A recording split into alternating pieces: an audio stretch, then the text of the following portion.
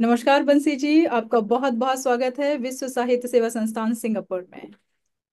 नमस्कार Anusuya ji. Thank you so much. आपने ये प्लेटफॉर्म दिया और मुझे इस लायक समझा, इसके लिए बहुत बहुत धन्यवाद। तो आज हम शिक्षा संबंधी बहुत सारे सवाल आपसे करने वाले हैं।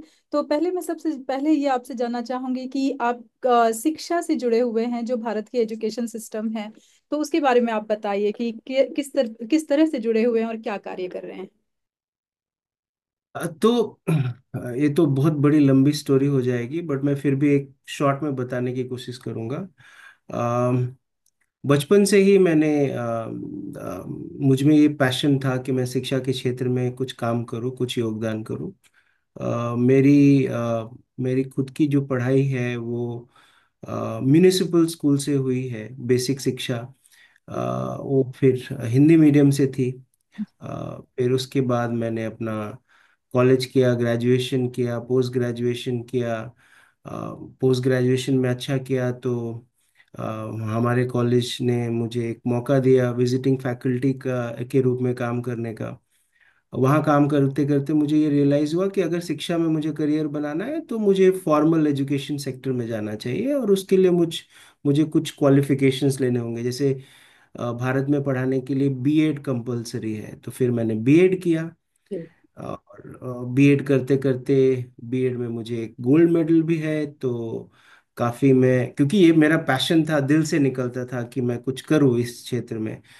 तो बहुत अच्छा किया। तो बीएड कोर्स कंप्लीट होने से पहले पहले 10 ऑफर थे, फिर मैंने उसमें से एक ऑफर सेलेक्ट किया। वो एक इंटरनेशनल स्कूल था जो मेरे लिए उस समय नया था, तो फिर मैं वहाँ ज्वाइन किया है। और फिर धीरे धीरे धीरे धीरे पढ़ाई, मतलब एज अ टीचर ज्वाइन किया, फिर कोऑर्डिनेटर बना, फिर एक स्कूल में आगे बढ़ते गया। फिर मैनेजमेंट को मुझ में कुछ दिखा, तो फिर आगे उन्होंने मैनेजमेंट में हायर पोजीशन दिया। तो ऐसे धीरे धीरे धीरे धीरे बढ़ते बढ़ते फिलहाल मेरा जो डेजिग्नेशन है वो हेड ऑपरेशंस का है। क्या बात है, बहुत सुंदर जर्नी है आपकी। काफी कुछ जर्नी हमने आपकी देखी है बचपन से। तो किस तरह से आपकी जो स्थितियां या परिस्थितियां थी, उनसे आप उनकी चुनौतियां स्वीकार करते रहे, थोड़ी सी इस बारे में हमें जानकारी दें। देखिए अनुसुईया जी, मैंने हमेशा अपनी जिंदगी में एक चीज सीखा है कि जिंदगी में चुनौतियां बहुत आती है, बट अगर आपके पास दो ऑप्शन है, या तो आप उससे डटकर मुकाबला करें या तो भाग जाए। तो इंग्लिश में बोलते हैं accept challenges you will get opportunities. तो मैंने ये सब चुनौतियां स्वीकार किया और अपॉर्चुनिटीज मिलते गए। तो ये जो परिस्थिति होती है, मैं हमेशा मानता हूँ कोई इंसान खराब नहीं होता है, कुछ खराब नहीं होता, परिस्थितियां रहती है। जी। और वो परिस्थिति आपको सिखाती है। अगर आप परिस्थितियों से डर के भाग जाएंगे तो आप कुछ नहीं सीख पाएंगे। वो तो तो मेरा हमेशा ये फिलॉसफी रहा है कि accept the challenges you will get opportunities, that's how I have. I tell you a very brief story. So after getting gold medal, मतलब जब मुझे गोल्ड मेडल, मेरा पुरस्कार माइक्रो टीचिंग कंपटीशन में स्टेट लेवल का था वो, सॉरी, सो महाराष्ट्र में वो कुछ 969 टीचर्स थे, उसमें से मैं भी एक था, पार्टिसिपेट कर रहा था जब मैं बीएड कोर्स के दौरान। तो एक माइक्रो टीचिंग स्किल्स होता है, जी। इलस्ट्रेशन एग्जाम्पल जो मैंने यूज किया और उसमें गोल्ड मेडल मिला। तो उसके बाद मेरे पास बहुत सारे ऑफर्स आए। जी। मेरा कोर्स भी कंप्लीट नहीं हुआ था, बट बहुत सारे ऑफर्स आए। और ज्यादातर ऑफर्स कॉलेजेस थे था जहाँ पे मैं एक साल पढ़ाया हुआ था as a visiting lecturer. But ये मुझे चैलेंजिंग है, जैसे मैंने आपको बताया, इंटरनेशनल स्कूल। बट जब मेरा डेमो हुआ, डेमो तो बहुत पसंद आया। जो भी मेरे जो डेमो के टीचर रहते हैं, जो डेमो इवेलुएट करते हैं, उनको बहुत पसंद आया। बट प्रिंसिपल मैडम ने मुझे एक ही चीज़ बोला कि आप बहुत अच्छे टीचर हो, बहुत अच्छे शिक्षक हो, बट मेरे बच्चे आपको 10 दिन में भगा देंगे। These were the words. अच्छा, क्यों? You throw out of the classroom in 10 days, within 10 days. Hmm. I asked her, मैंने उनसे पूछा कि आप ऐसा क्यों सोचती है। हम्म। तो उन्होंने मुझे एक बहुत बहुत बारीकी चीज बताई जो मुझे उस दिन तक पता नहीं था। हम्म। उन्होंने बताया कि आप एक बहुत अच्छे साइंस टीचर हो, मेरा बैकग्राउंड रहा है साइंस एंड मैथ्स। आप एक बहुत अच्छे साइंस टीचर हो, आपने बहुत अच्छे से डेमोन्स्ट्रेट करके बच्चों को पढ़ाया, एंगेज किया, सब कुछ ठीक है। पर आपका जो ये प्रोनाउंसिएशन है इंग्लिश का, वो इतना खराब है कि ये इंटरनेशनल स्कूल में नहीं चलेगा। हम्म। एंड वो सच थी, उनकी बातें सच थी। हम्म। अभी मुझे ये बुरा लग सकता था, हर्ट हो सकता था, तो उन्होंने बताया कि जैसे, और वो एकदम एकदम सच थी। जैसे शुगर को मैं शुगर बोलता था, और ये आती है आपकी एनवायरनमेंट से, पर आपके हाँ, आसपास के आपके environment वातावरण के से। साथ, बिल्कुल। व हाँ, और ब में कंफ्यूजन होना, हाँ, एंड श र और और ड ब में में confusion, कंफ्यूजन होना, स और श में कंफ्यूजन होना। बिल्कुल। तो उन्होंने मुझे बताया कि इतना मजाक उड़ाएंगे आपका कि आप खुद ही छोड़ दोगे। तो ओह। मैंने उनको एक चीज बोली, मैंने उनको रिक्वेस्ट की, मैम अगर ये बात है, आपने बहुत अच्छा फीडबैक दिया, मैंने उनको धन्यवाद दिया कि आप जो बोल रहे हो एकदम सच है, अभी मुझे रियलाइज हुआ, अभी तक मुझे रियलाइज नहीं हुआ था। आप मुझे कोई लेटर नहीं दीजिए, अपॉइंटमेंट लेटर नहीं दीजिए, ऑफर लेटर नहीं दीजिए, हम्म। मुझे 10 दिन का ही टाइम दीजिए। हम्म। हम्म। अगर आपके बच्चे मुझे एक्सेप्ट करते हैं हम्म। तो मुझे आगे अपॉइंटमेंट लेटर क्या बात है, दीजिएगा। आपने वो चुनौती स्वीकार की पहले। तो मतलब मैं पहले 10 दिन तक मेरे पास कुछ नहीं था, जबकि मेरे पास और अच्छे ऑफर्स थे, जी। ज्यादा सैलरी का, ज्यादा अच्छा। और शायद वहां पे कॉलेज में एज ए लेक्चरर आपका ये प्रोनाउंसिएशन उतना मैटर नहीं करता है, हम्म। इंटरनेशनल स्कूल में जरूर करता है। हम्म। तो उन्होंने वो एक्सेप्ट कर लिया। हम्म। और फिर मैं 10 दिन वहाँ पढ़ाया। फिर 15 दिन बाद एक स्टाफ मीटिंग थी। मुझे तब तक कोई नहीं दिया गया था, कोई अपॉइंटमेंट लेटर, कुछ नहीं। उस स्टाफ मीटिंग में डायरेक्टर ऑफ एकेडमिक्स ने सबके सामने, सब टीचर के सामने, दो टीचर की प्रशंसा की। हम्म। उसमें से एक मैं था, और एक और टीचर थी जो बहुत बुजुर्ग, बहुत एक्सपीरियंस थी। उन्होंने ये शब्द बोले कि हमारे स्कूल के हिस्ट्री में, इतिहास में आज तक ऐसा नहीं हुआ कि पेरेंट्स कॉल करके टीचर को अप्रिशिएट कर रहे हैं। क्या बात। हमेशा कॉल करते थे टीचर की बुराई करने के लिए, उसकी खामियां निकालने के लिए। उसमें से मैं एक था। क्या तो बात। उस दिन मैं समझा कि मेरा ये मिशन सक्सेसफुल हुआ। तो ऐसे ऐसे छोटे चैलेंजेस में लेते गया, हम्म। और आगे बढ़ते गया। क्या और बात। अभी तो जर्नी चालू है। जी जी जी, बहुत सुंदर, बहुत सुंदर आपने ये कहानी बताई, और जिस तरह से आप चैलेंजेस को स्वीकार करते थे और उसे प्रूव करके दिखाते थे। तो ये जो प्रेरणा है वो कहाँ से आपको मिली? कोई ऐसा है जिसे मतलब जो जिसे आप फॉलो करते हो, कि शिक्षा के मार्ग में इस तरह के चैलेंजेस आते रहेंगे और आपको एक्सेप्ट करना है उन्हें और उनको लेकर चलना है? देखिए, मेरे जीवन में बहुत सारे लोगों का प्रभाव है, जिनको मैं देखता था, जिनसे मैं सीखता था, आज भी वही करता हूँ, अपने कलीग से सीखता हूँ। हम्म। सबसे सबसे बड़ी प्रेरणा तो मेरी माँ थी। उनसे मैंने बहुत कुछ सीखा, बहुत अटैच था। फिर मेरे जो गुरुजन थे, जो शिक्षक थे, जो अर्ली स्टेजेस में, एक इंदर सिंह सर करके नाम थे, उनसे मैंने बहुत कुछ सीखा। शायद साइंस टीचर में इसलिए बना क्योंकि वो भी साइंस टीचर थे। फिर जब मैं कॉलेज में गया तो बहुत अच्छे अच्छे टीचर थे, बहुत सारे टीचर, अब बहुत सारों का नाम लिख सकता हूँ मैं। तो अ, और शायद मैं सही से सिलेक्ट हो पाया, ये सही स्ट्रीम सेलेक्ट कर पाया क्योंकि इन शिक्षकों की वजह से। और इसलिए मुझे ऐसा लगता है कि मेरी ऑब्जर्वेशन स्किल्स थोड़ी ठीक है, क्योंकि इसमें बहुत बड़ा योगदान इन टीचर का है। तो कुछ कुछ कुछ कुछ हर टीचर से मैं सीखते गया और आगे बढ़ते गया। वैसे मेरे बीएड में भी बहुत सारे शिक्षकों ने मुझे बहुत हेल्प किया। वहां भी बहुत तरह के चैलेंजेस थे, और उन्होंने पॉजिटिव माइंडसेट रखने का जो, ये जो मेरा अप्रोच है, वो मैं अपने गुरुजनों से सीखा है। और उसी की वजह से शायद मैं आजकल आज यहाँ तक हूँ, उनके ही आशीर्वाद से हूँ, मैं ऐसा मानता हूँ। हाँ, बट अगर आप मेरे प्रेरणा पूछेंगे तो दो तीन महापुरुष है जिनको मैं फॉलो करता हूँ। एक तो है डॉक्टर एपीजे अब्दुल कलाम, उनके बारे में थोड़ा बहुत कुछ जानता हूँ, पढ़ा हूँ, सीखा हूँ। और स्वामी विवेकानंद। तो ये दोनों मेरे आदर्श रहे हैं। बाकी जो फेस टू फेस मैंने लाइफ में जो सीखा अपने गुरुजनों से, अपने मित्रों से, अपने सहपाठियों से, वो भी बहुत काम दिया है मुझे। मैं दर्शकों को बताना चाहूंगी कि हम आपके सहपाठी रह चुके हैं। तो सबसे पहले मैं ये मतलब हम लोगों ने जो देखा है कि बंसी बिहार से है, और बंसी का जो दिमाग है वो आइंस्टीन से भी ज्यादा काम करता है, वो हम लोगों ने देखा है। तो मैं ये जानना चाहती हूँ कि क्या बिहार को यह वरदान मिला हुआ है कि वहां पर जो भी व्यक्ति जन्म लेगा वो इस तरह की बुद्धि लेकर जन्म लेगा?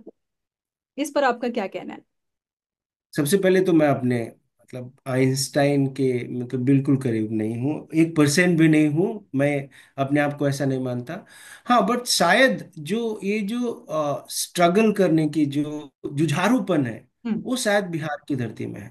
जी। आप अभी भी, मैं बिहार से आया हूँ थोड़े दिन पहले, मैं अभी भी जमीन से जुड़ा हुआ व्यक्ति हूँ, लेकिन बिहार एक चीज जरूर सिखाता है, किसी भी किसी भी सिचुएशन में हार नहीं मानना चाहिए। जी, इसीलिए जब वहां तक, पे सबसे ज्यादा आईपीएस पाए जाते हैं। जी, हम्म। जब तक आप मन से नहीं हारते तब तक नहीं आप हारते हैं। मन के हारे हार। या तो आप जीतते हैं या तो कुछ सीखते हैं। Correct, correct. हाँ, मन के हारे हार है, मन के जीते जीत। नहीं, तो लेकिन उनकी बुद्धि कैसे भी भी काफी सिचुएशन तेज है। होती है वहां के पोषण में, या वहां के लोगों में इस तरह की जो ये प्रेरणा देते हैं अपने बच्चों को।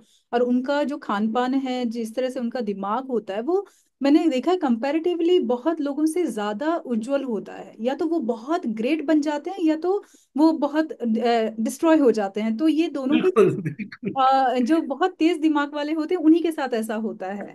तो नहीं, बिहार में दोनों एक्सट्रीम पाया जाता है, बट अनफॉर्चुनेटली बिहार को गलत नजरिए से देखा जाता है, क्योंकि दूसरा एक्सट्रीम ज्यादा हाईलाइट होता है। बट हाँ, बिहार बुद्ध की धरती है, भगवान गौतम बुद्ध कोई को। गलत नजर से नहीं देखा जाता है। मुझे ऐसा लगता है कि जब लोग बहुत आगे होते हैं और उन्हें लोग हरा नहीं पाते हैं, तो वो समहा उनकी कुछ ना कुछ ऐसी चीजें बना देते हैं, एक स्टैंप लगा देते हैं कि ये इस तरह से है, ताकि वो अपने आप महसूस करें कि वो डाउन है। बट ऐसा नहीं होता है। अगर आप बाहर उस मिट्टी में विदेशों कुछ तो में। जरूर है, उस मिट्टी में तो कुछ हाँ, जरूर है, हाँ।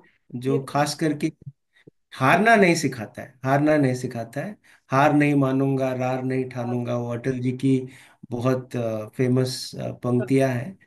है। तो मैंने भी वही सीखा है, कोई भी चैलेंज लेने से पहले दो ही चीज मेरे मन में रहता है, या तो ये सिचुएशन मुझे कुछ सिखा के जाएगा या जिता के जाएगा। हार नाम की चीज तो होते तो होती आप नहीं जीते ही हैं मेरे ख्याल से हर जगह। है। जी जी। ओके, चलिए हम अगले प्रश्न की ओर जाते हैं कि आपने भारत के सबसे बड़े अंतर्राष्ट्रीय स्कूल समूहों के साथ उपाध्यक्ष, vice presidents academy and curriculum के रूप में कार्य किया है।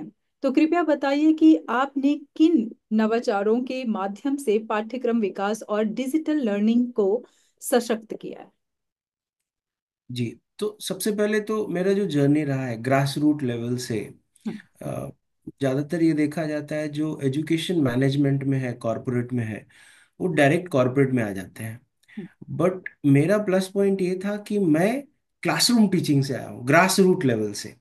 तो मैं टीचर की भी समस्या समझ सकता हूँ, मैं बच्चों को भी समस्या समझ सकता हूँ। तो शायद ये मेरे लिए एडेड एडवांटेज था, सबसे पहले ये। और जो आप बात कर रहे हैं वाइस प्रेसिडेंट एकेडमिक ऑपरेशन, वो तो था, बट उससे पहले मैं एक टीचर था, फिर एक कोऑर्डिनेटर था, हेड ऑफ द डिपार्टमेंट था, एग्जाम ऑफिसर था। ऐसे करके मैं आगे बढ़ता गया।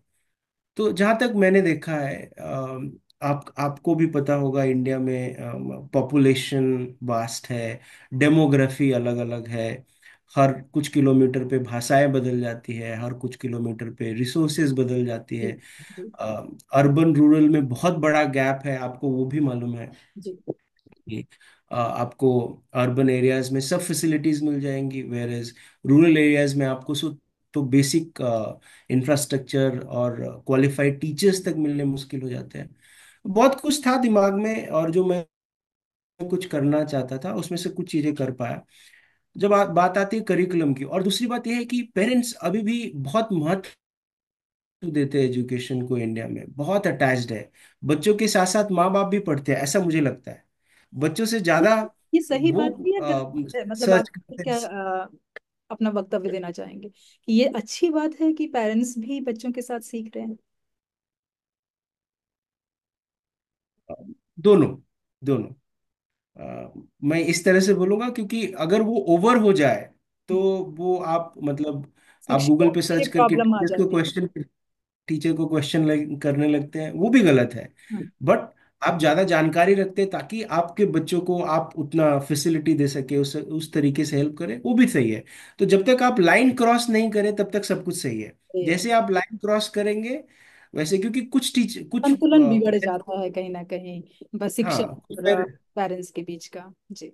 करेक्ट, तो वो बहुत एक रिस्पेक्ट करना चाहिए। कुछ जगह, अब बहुत सारे जगह अभी भी है, बहुत सारे जगह नहीं है, क्योंकि वो जैसे टीचर्स को क्वेश्चन करने लगते हैं कि ये पर्टिकुलर यूनिट से तो बोर्ड में क्वेश्चन ही नहीं आता, आप इसको क्यों पढ़ा रहे हैं। हम्म। हम्म। तो उनको ये भी समझना जरूरी है कि वो करिकुलम में है, वो पार्ट है। बच्चों का खाली मार्क्स ओरिएंटेड टीचिंग जरूरी नहीं है, नॉलेज भी जरूरी है। तो जो करिकुलम प्रिस्क्राइब्ड है उसको पढ़ाना जरूरी है, उनको समझना जरूरी है। और जो टॉपिक्स है, जो कॉन्सेप्ट्स है, वो एक दूसरे से लिंक होते हैं। तो अगर आप एक क्लास में नहीं पढ़ाएंगे, अगली क्लास में अगर उसकी मार्क्स रहेंगे तो उसको वापस पढ़ना पड़ेगा। सो कुछ चीजें पेरेंट्स को समझने की जरूरत है, और कुछ जगहों पे पेरेंट्स को मैं अप्रिशिएट भी करना चाहता हूँ कि मतलब उनके बच्चों की जर्नी में वो इतने इन्वॉल्व हो जाते हैं, इतने नॉलेजेबल हो जाते हैं कि वो दूसरों को भी गाइड कर सके। तो सबसे मेन इसमें जो मैं सिखा रहा, मैं आपको बता रहा था करिकुलम डेवलपमेंट का, जो आपने बोला पाठ्यक्रम विकास में मैंने क्या क्या किया। तो सबसे बड़ा चैलेंजेस था कि बहुत इनडिसाइसिव रहते हैं पेरेंट्स। आपको पता है इंडिया में बहुत सारे बोर्ड्स हैं। एक स्टेट बोर्ड है, एक आईसीएसई बोर्ड है, एक सीबीएसई बोर्ड है, ये तीनों नेशनल बोर्ड है। जी। और फिर दो इंटरनेशनल बोर्ड है जो बहुत पॉपुलर है। एक सीआई है जो आईजीसीएसई ऑफर करता है, और एक आईबीडीपी है, आईबी करिकुलम है। हम्म। तो जब तक बच्चे छोटे रहते हैं वो कंफ्यूज रहते हैं, वो ये पता नहीं कर पाते कि कौन सा बोर्ड उनके बच्चे के लिए बेहतर है। तो सबसे पहले तो उनकी ये जरूरत है कि जब तक बच्चे 7 तक है तब तक आप उनको ऐसा करिकुलम पढ़ाइए कि 7 के बाद जब वो डिसाइड करे कि उनको आईबी में जाना है, या आईजी में जाना है, या आईसीएसई में जाना है, या सीबीएसई में जाना है, तो उनको कोई डिफिकल्टी ना पड़े। तो सबसे पहले हमारा एक काम था, इसको हम बोलते हैं इंटीग्रेटेड करिकुलम। हम्म। तो हमने सब स्टडी किया, टॉप टू बॉटम अप्रोच लेके, हम्म। जिसको रिग्रेसिव बोलते हैं। एक प्रोग्रेसिव होता है, एक रिग्रेसिव। तो जी। जो 10th का जो माइलस्टोन है, फिर 9th का माइलस्टोन है, फिर 8th का माइलस्टोन है, इसको करिकुलम मैपिंग बोलते हैं। तो हम्म। हमने चार पांचों बोर्ड का ये मैपिंग किया, क्या बात है। और उस आधार पे ग्रेड बाय ग्रेड करिकुलम बनाया, ताकि अगर मेरा बच्चा 7 तक हम्म। मेरा करिकुलम पढ़ा है, जो इंटरनली डिजाइन हम करते हैं, हमारी खुद की एक टीम होती थी, हम्म। वो डिजाइन करती थी। तो जब वो पढ़े उसके बाद अगर 8th में, अगर हम मेरे पास 20 बच्चे हैं, उसमें से पांच पांच बच्चे अलग अलग बोर्ड में जाना चाहते हैं, किसी को कोई तकलीफ ना हो, हम्म। वो अचीव करना एक बहुत बड़ा चैलेंजेस था जो हमने किया। तो करिकुलम मैपिंग किया, और ये इतना डिफिकल्ट नहीं है। मैं ये बोलना चाहता हूँ इतना डिफिकल्ट नहीं है। तो पेरेंट्स की भी सेटिस्फैक्शन था, मतलब वो फीडबैक आता है आपको दैट तो आप ये हमने हम पढ़ाने के पहले पेरेंट्स को इसके बारे में ब्रीफिंग करते थे कि आपके बच्चे पेरेंट्स को ये पढ़ाने वाले हैं, और उनकी बिल्कुल बिल्कुल सहमति उसमें काफी मैटर करती होगी कि हाँ वो चाहते हैं ऐसा करना या नहीं चाहते हैं। बिल्कुल। ये तो मतलब आजकल पेरेंट्स को हर चीज के लिए इन्फॉर्म करना बहुत जरूरी है, और उनको लूप में रखना बहुत जरूरी है। बिकॉज आप भी जानते हैं ये ट्रायंगल है, टीचर जी। स्टूडेंट और पेरेंट। हम्म। तो आप सिर्फ अपने तक नहीं रह सकते। तो हम तो उनको पब्लिश कर देते थे हम्म। स्कूल पहले दिन से पहले। हम्म। उनको पूरा साल का करिकुलम चले जाता था, डे बाय डे करिकुलम जाता था, यूनिट वाइज करिकुलम जाता था, उनको पूरा डिटेल देते थे ताकि वो पढ़े समझे, और उनके पास क्वेश्चन हो तो वो पेरेंट ओरिएंटेशन प्रोग्राम होता है क्लास चालू करने से हर पहले, स्कूल में। सेशन चालू। जी।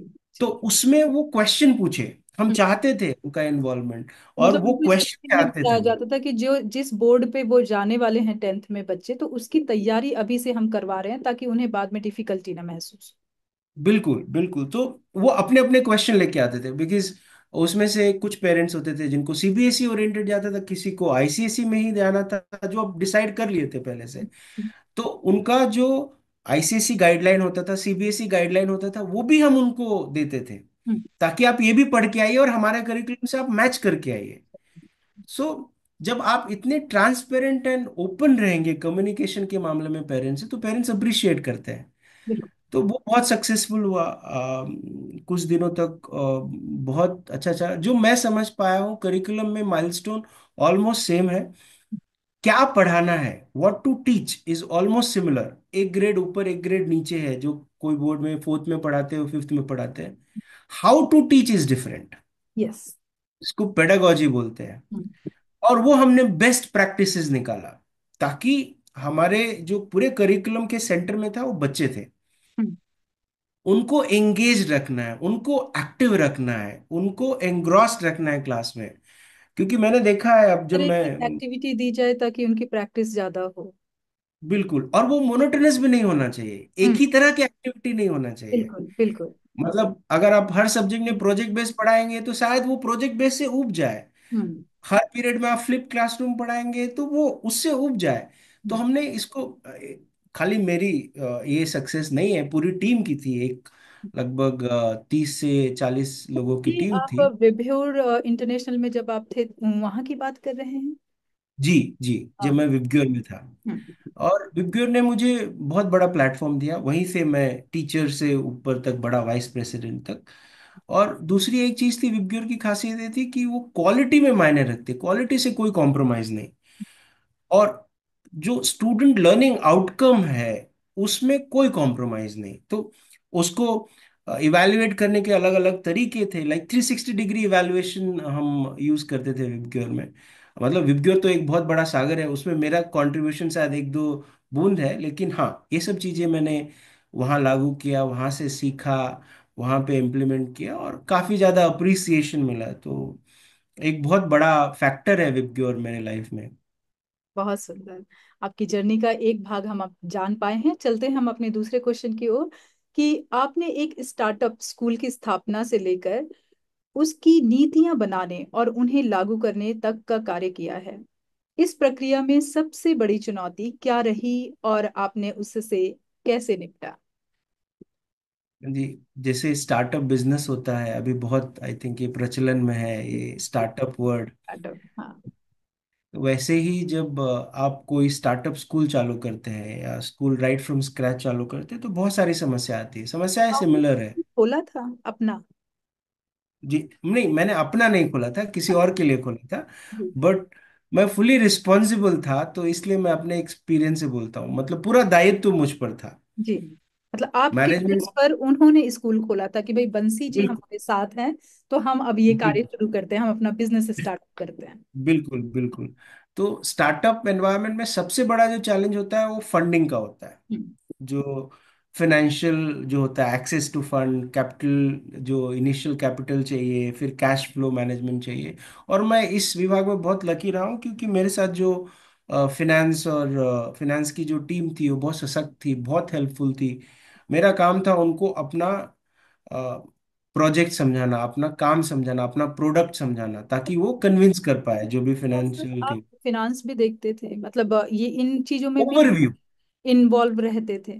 जी जी जी, ओवरव्यू, ओके। निटी क्रिटीज में नहीं, हाँ। ट्रांजैक्शंस में नहीं, बट ओवरऑल रहता था। क्योंकि सी कोई एक फंक्शन का ये बड़ा काम नहीं है, मतलब नहीं, बहुत सारे कि फंक्शंस ऐसा होता है मिलके कि जब आप स्कूल ओपन करते हैं तो ऐसा होता है कि भाई ये शिक्षा, ये एजुकेशन से रिलेटेड है, तो टीचिंग पार्ट ये देखेंगे क्योंकि ये एक्सीलेंट है, इसमें माहिर है। और फिनांस जी, हम व्यापारी जो होते हैं, जो कॉमर्स से रिलेटेड होते हैं, वो देख लेते हैं क्योंकि वो मैनेजमेंट का हिस्सा है। इवन तो कि बिल्कुल। शिक्षक भी मैनेजमेंट का हिस्सा बनते हैं, बट वो सिर्फ कैरिकुलम पार्ट देखते हैं, ऐसा मैंने देखा है अपने इसमें। लेकिन आपने जो बताया कि आप दोनों में ही पार्टिसिपेट करते थे, तो it means like use knowledge you have about the finance also and plus the education too.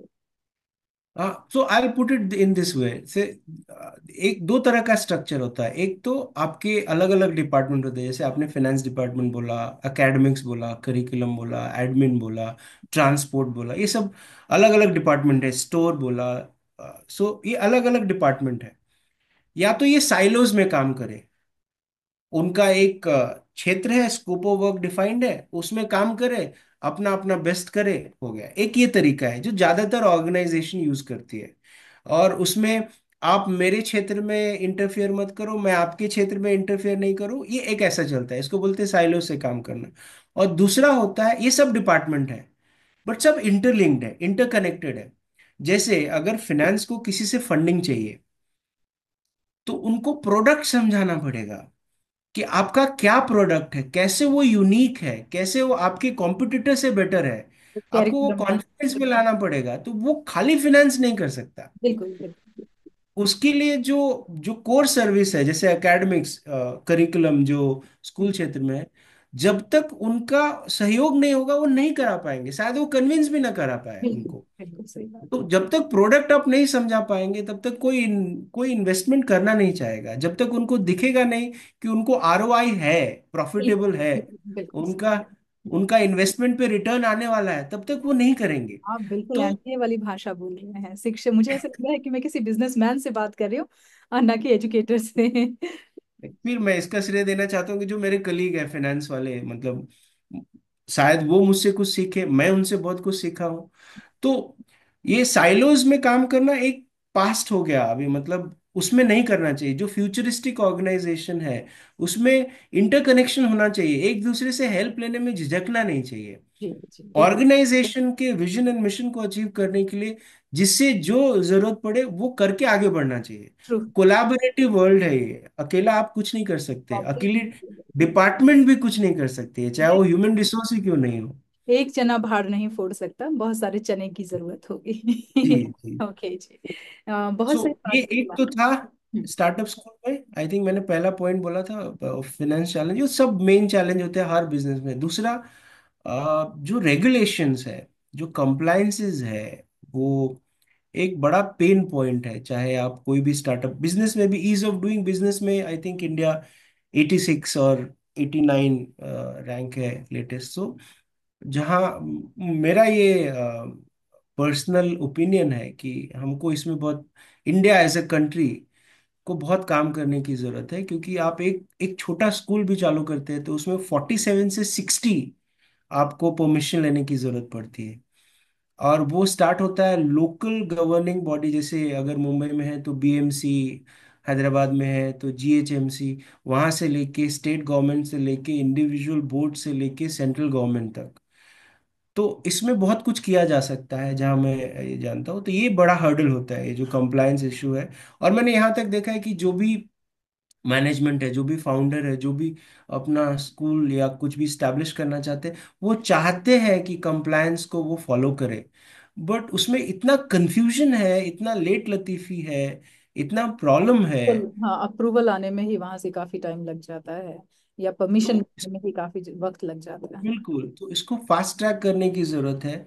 But हमने क्या किया था, हमने एक टेम्पलेट बना लिया था। टेम्पलेट बना लिया था मतलब जब भी कोई स्कूल स्टार्ट करना है तो एक startup school start to academic year start करने से पहले, मतलब सोच से लेके कि इस प्लॉट प्लॉट लिया, इस प्लॉट पे स्कूल बिल्डिंग खड़ा करना है, वहां से लेके एकेडमिक ईयर स्टार्ट कर मतलब फर्स्ट डे ऑफ स्कूल तक क्या क्या करना है, उसके टेम्पलेट, कौन कांटेक्ट पर्सन है, कौन कांटेक्ट डिटेल्स है, क्या लगेगा, कौन सा पेपर वर्क है, हमने पूरा कर लिया था। तो वही टेम्पलेट को एक स्कूल से उठा के दूसरे स्कूल में कॉपी पेस्ट करते थे। तो वो हम बोलते हैं इसको एसओपीज, स्टैंडर्ड ऑपरेटिंग प्रोसीजर। तो पहले हुए हमने बना लिया था और फिर उसको कॉपी पेस्ट करते चले गए, एक स्टेट के लिए एक जैसा। जैसे पूरे महाराष्ट्र में ऑलमोस्ट सिमिलर कंप्लायंसेस है, पूरे कर्नाटका में ऑलमोस्ट सिमिलर कंप्लायंसेस है, तो ऐसा करते चले गए तो वो सुविधाजनक हो गई। नहीं तो बहुत सारे अगर जो नए बिजनेसमैन ये फील्ड में आते हैं उनको ये समझने में कि कितने कंप्लायंसेस है बहुत टाइम जाता है। टाइम इज मनी, तो उनका इन्वेस्टमेंट आ चुका है और अगर वो कुछ नहीं एक्सपीरियंस, कर मतलब पाया। आप इन चीजों में एक्सपीरियंस थे तो आपको पता था कि ये प्रोसीजर है, इस तरह से मतलब हम करेंगे कार्य तो बहुत ज्यादा अच्छी तरह से आगे बढ़ पाएगा। सो जी दैट्स द ग्रेट थिंग, इसे ही जी अनुभव जी कहते हैं। तो आप काफी अनुभवी रहे इस फील्ड में। तो इनमें जो नीतियां आपने इस्तेमाल की वो तो आपने हमें बताया, तो ये प्रक्रिया में जो चुनौतियां आपको, जो गवर्नमेंट वाली चुनौती आपने हमें बताई, ये सबसे ज्यादा खास थी कि वहां से जी। अप्रूवल आने में तकलीफ होती थी या बहुत वक्त लग जाता था? दो और है चुनौती अगर आपके बताइए। पास समय है तो। हाँ एक हाँ तो बिल्कुल बताएं। ये टैलेंट एक्विजिशन जो है, हम्म। मतलब राइट टैलेंट अक्वायर करना और उसको रिटेन करना बहुत बहुत जरूरी है। लैक ऑफ स्किल्ड टीचर्स, सो मतलब स्किल टीचर मिलना बहुत मुश्किल है। एक बार मिल जाए तो उनको रिटेन करना बहुत डिफिकल्टी है। तो उसके लिए हमने नीतियां बनाई, उनको मोटिवेट, जैसे बच्चों को, मैं नीतियां बच्चों का जानना ध्यान। चाहूंगी इसमें कि आप स्किल्ड करने के बाद टीचर्स को किस तरह से रिटेन कर सकते हैं, क्योंकि बहुत ऐसा होता है कि स्किल्ड करके फिर वो रफू चक्कर हो जाते हैं वहां से। जी जी ये सबसे बड़ी प्रॉब्लम होती है स्कूल के लिए। जी। तो उसके लिए एक ही वर्ड है, that you value them, you hmm value their work, you hmm respect them, you keep them engage and motivated. Hmm obviously एक कंट्रीब्यूशन जाता है इसका मॉनेटरी बेनिफिट, उनकी सैलरी। हम्म मतलब if you don't pay them then you train them and somebody else will utilize their advantage, service. Yes, हाँ। एक तो वो होता है, और दूसरा आप उनको खुश रख सके। हम्म। जैसे बच्चे आपके लिए बहुत जरूरी है, कस्टमर बहुत जरूरी है, वैसे उनकी देखभाल करने के लिए आपके लिए स्किल टीचर बहुत जरूरी है। तो हम ये कॉर्पोरेट में हमारे जो मैनेजमेंट था, जो हमारे ऑर्गेनाइजेशन है, उसमें ये बहुत हम बार बार स्ट्रेस करते थे सबको कि if your teachers are happy they will make your students and parents happy. Apart from the salary, what is, और क्या चीज ऐसी है जो टीचर्स को हैप्पी कर सकती है? तो टीचर एंगेजमेंट प्रोग्राम हम रखते थे, अलग अलग टीचर एंगेजमेंट प्रोग्राम रखते थे। फिर हम जैसे मैंने बताया 360 डिग्री इवैल्यूएशन, तो वो इवैल्यूएशन के बेसिस पे जो जितना अच्छा कर रहा है उतना अच्छा appraisal. Hmm. So it's like reward and recognition. So hmm. we used to recognize their good work, we used to give certificates, we used to give monetary benefit, we used to like जैसे lesson plan हम competition रखते थे, best lesson plan को award देते थे। Again recognition from the organization to all the other, like 50,000 staff है, सबको वो रिकग्नाइज करना कि इनका ये चयन हुआ है, और फिर उनको Correct. अप्रिशिएट भी करना monetary wise, hmm. That is also good. So motivate करता है टीचर को, जी। We use to value their work, hmm. And that's how we were successfully able to retain them. जो चौथी थी, जो स्टार्टअप स्कूल्स में आते हैं, वो मार्केटिंग अवेयरनेस एंड कंपटीशन। मतलब मार्केट को पता नहीं कि आप नया स्कूल खोल रहे हैं, नया प्रोडक्ट खोल रहे हैं, उसमें बहुत टाइम जाता है। और जो हमने फॉलो किया वो है अपने सर्विस से सेटिस्फाई करना। इसमें मार्केटिंग बहुत स्ट्रैटेजी होता है, ATL BTL, हम्म। डिपेंड करता है आपका स्प्रेड कितना है, कितने ऑर्गेनाइजेशन, कितने स्कूल आपने खोले हैं, हम्म। उस हिसाब से एडवर्टीजमेंट होता है। हम्म। लेकिन मेरे हिसाब से जो वॉक इन के बाद जो एडवर्टीजमेंट होता है, जो माउथ पब्लिसिटी माउथ होता है, वो टू माउथ बेस्ट। पब्लिसिटी, जी। सो हमने हमेशा अपने जो फ्रंट डेस्क इंचार्ज है उनको बोला है कि आप ऐसा एनवायरनमेंट क्रिएट कीजिए, और that you value them, you value your customer, and you promise less deliver मोर।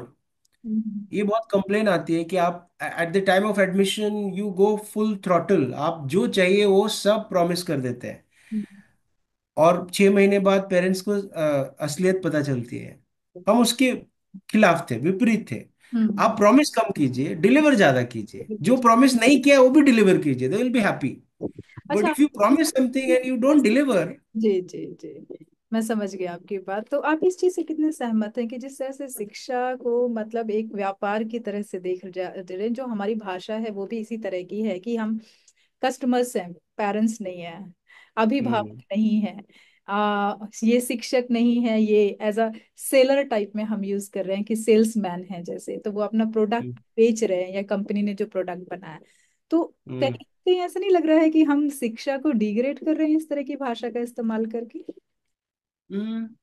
शायद नहीं, शायद हाँ, दोनों। इसका कोई डेफिनेट आंसर नहीं है। अगर आप बोले तो ये डिपेंड करता है आपकी माइंडसेट क्या है, आप क्या सोचते हैं। मैंने अभी भी इस सिचुएशन में जो आप बात कर रहे हैं, आजकल की सिचुएशन में, इस जनरेशन में भी ऐसे बच्चों को देखा है जो मुझे या किसी और अच्छे शिक्षक को देख ले, बीच मार्केट में, बड़ी बाजार में वो पैर छूते हैं। जी जी जी। अभी भी वो रिस्पेक्ट है। हम्म। सो खाली प्रॉब्लम ये है कि अभी फोर्सफुल रिस्पेक्ट नहीं है।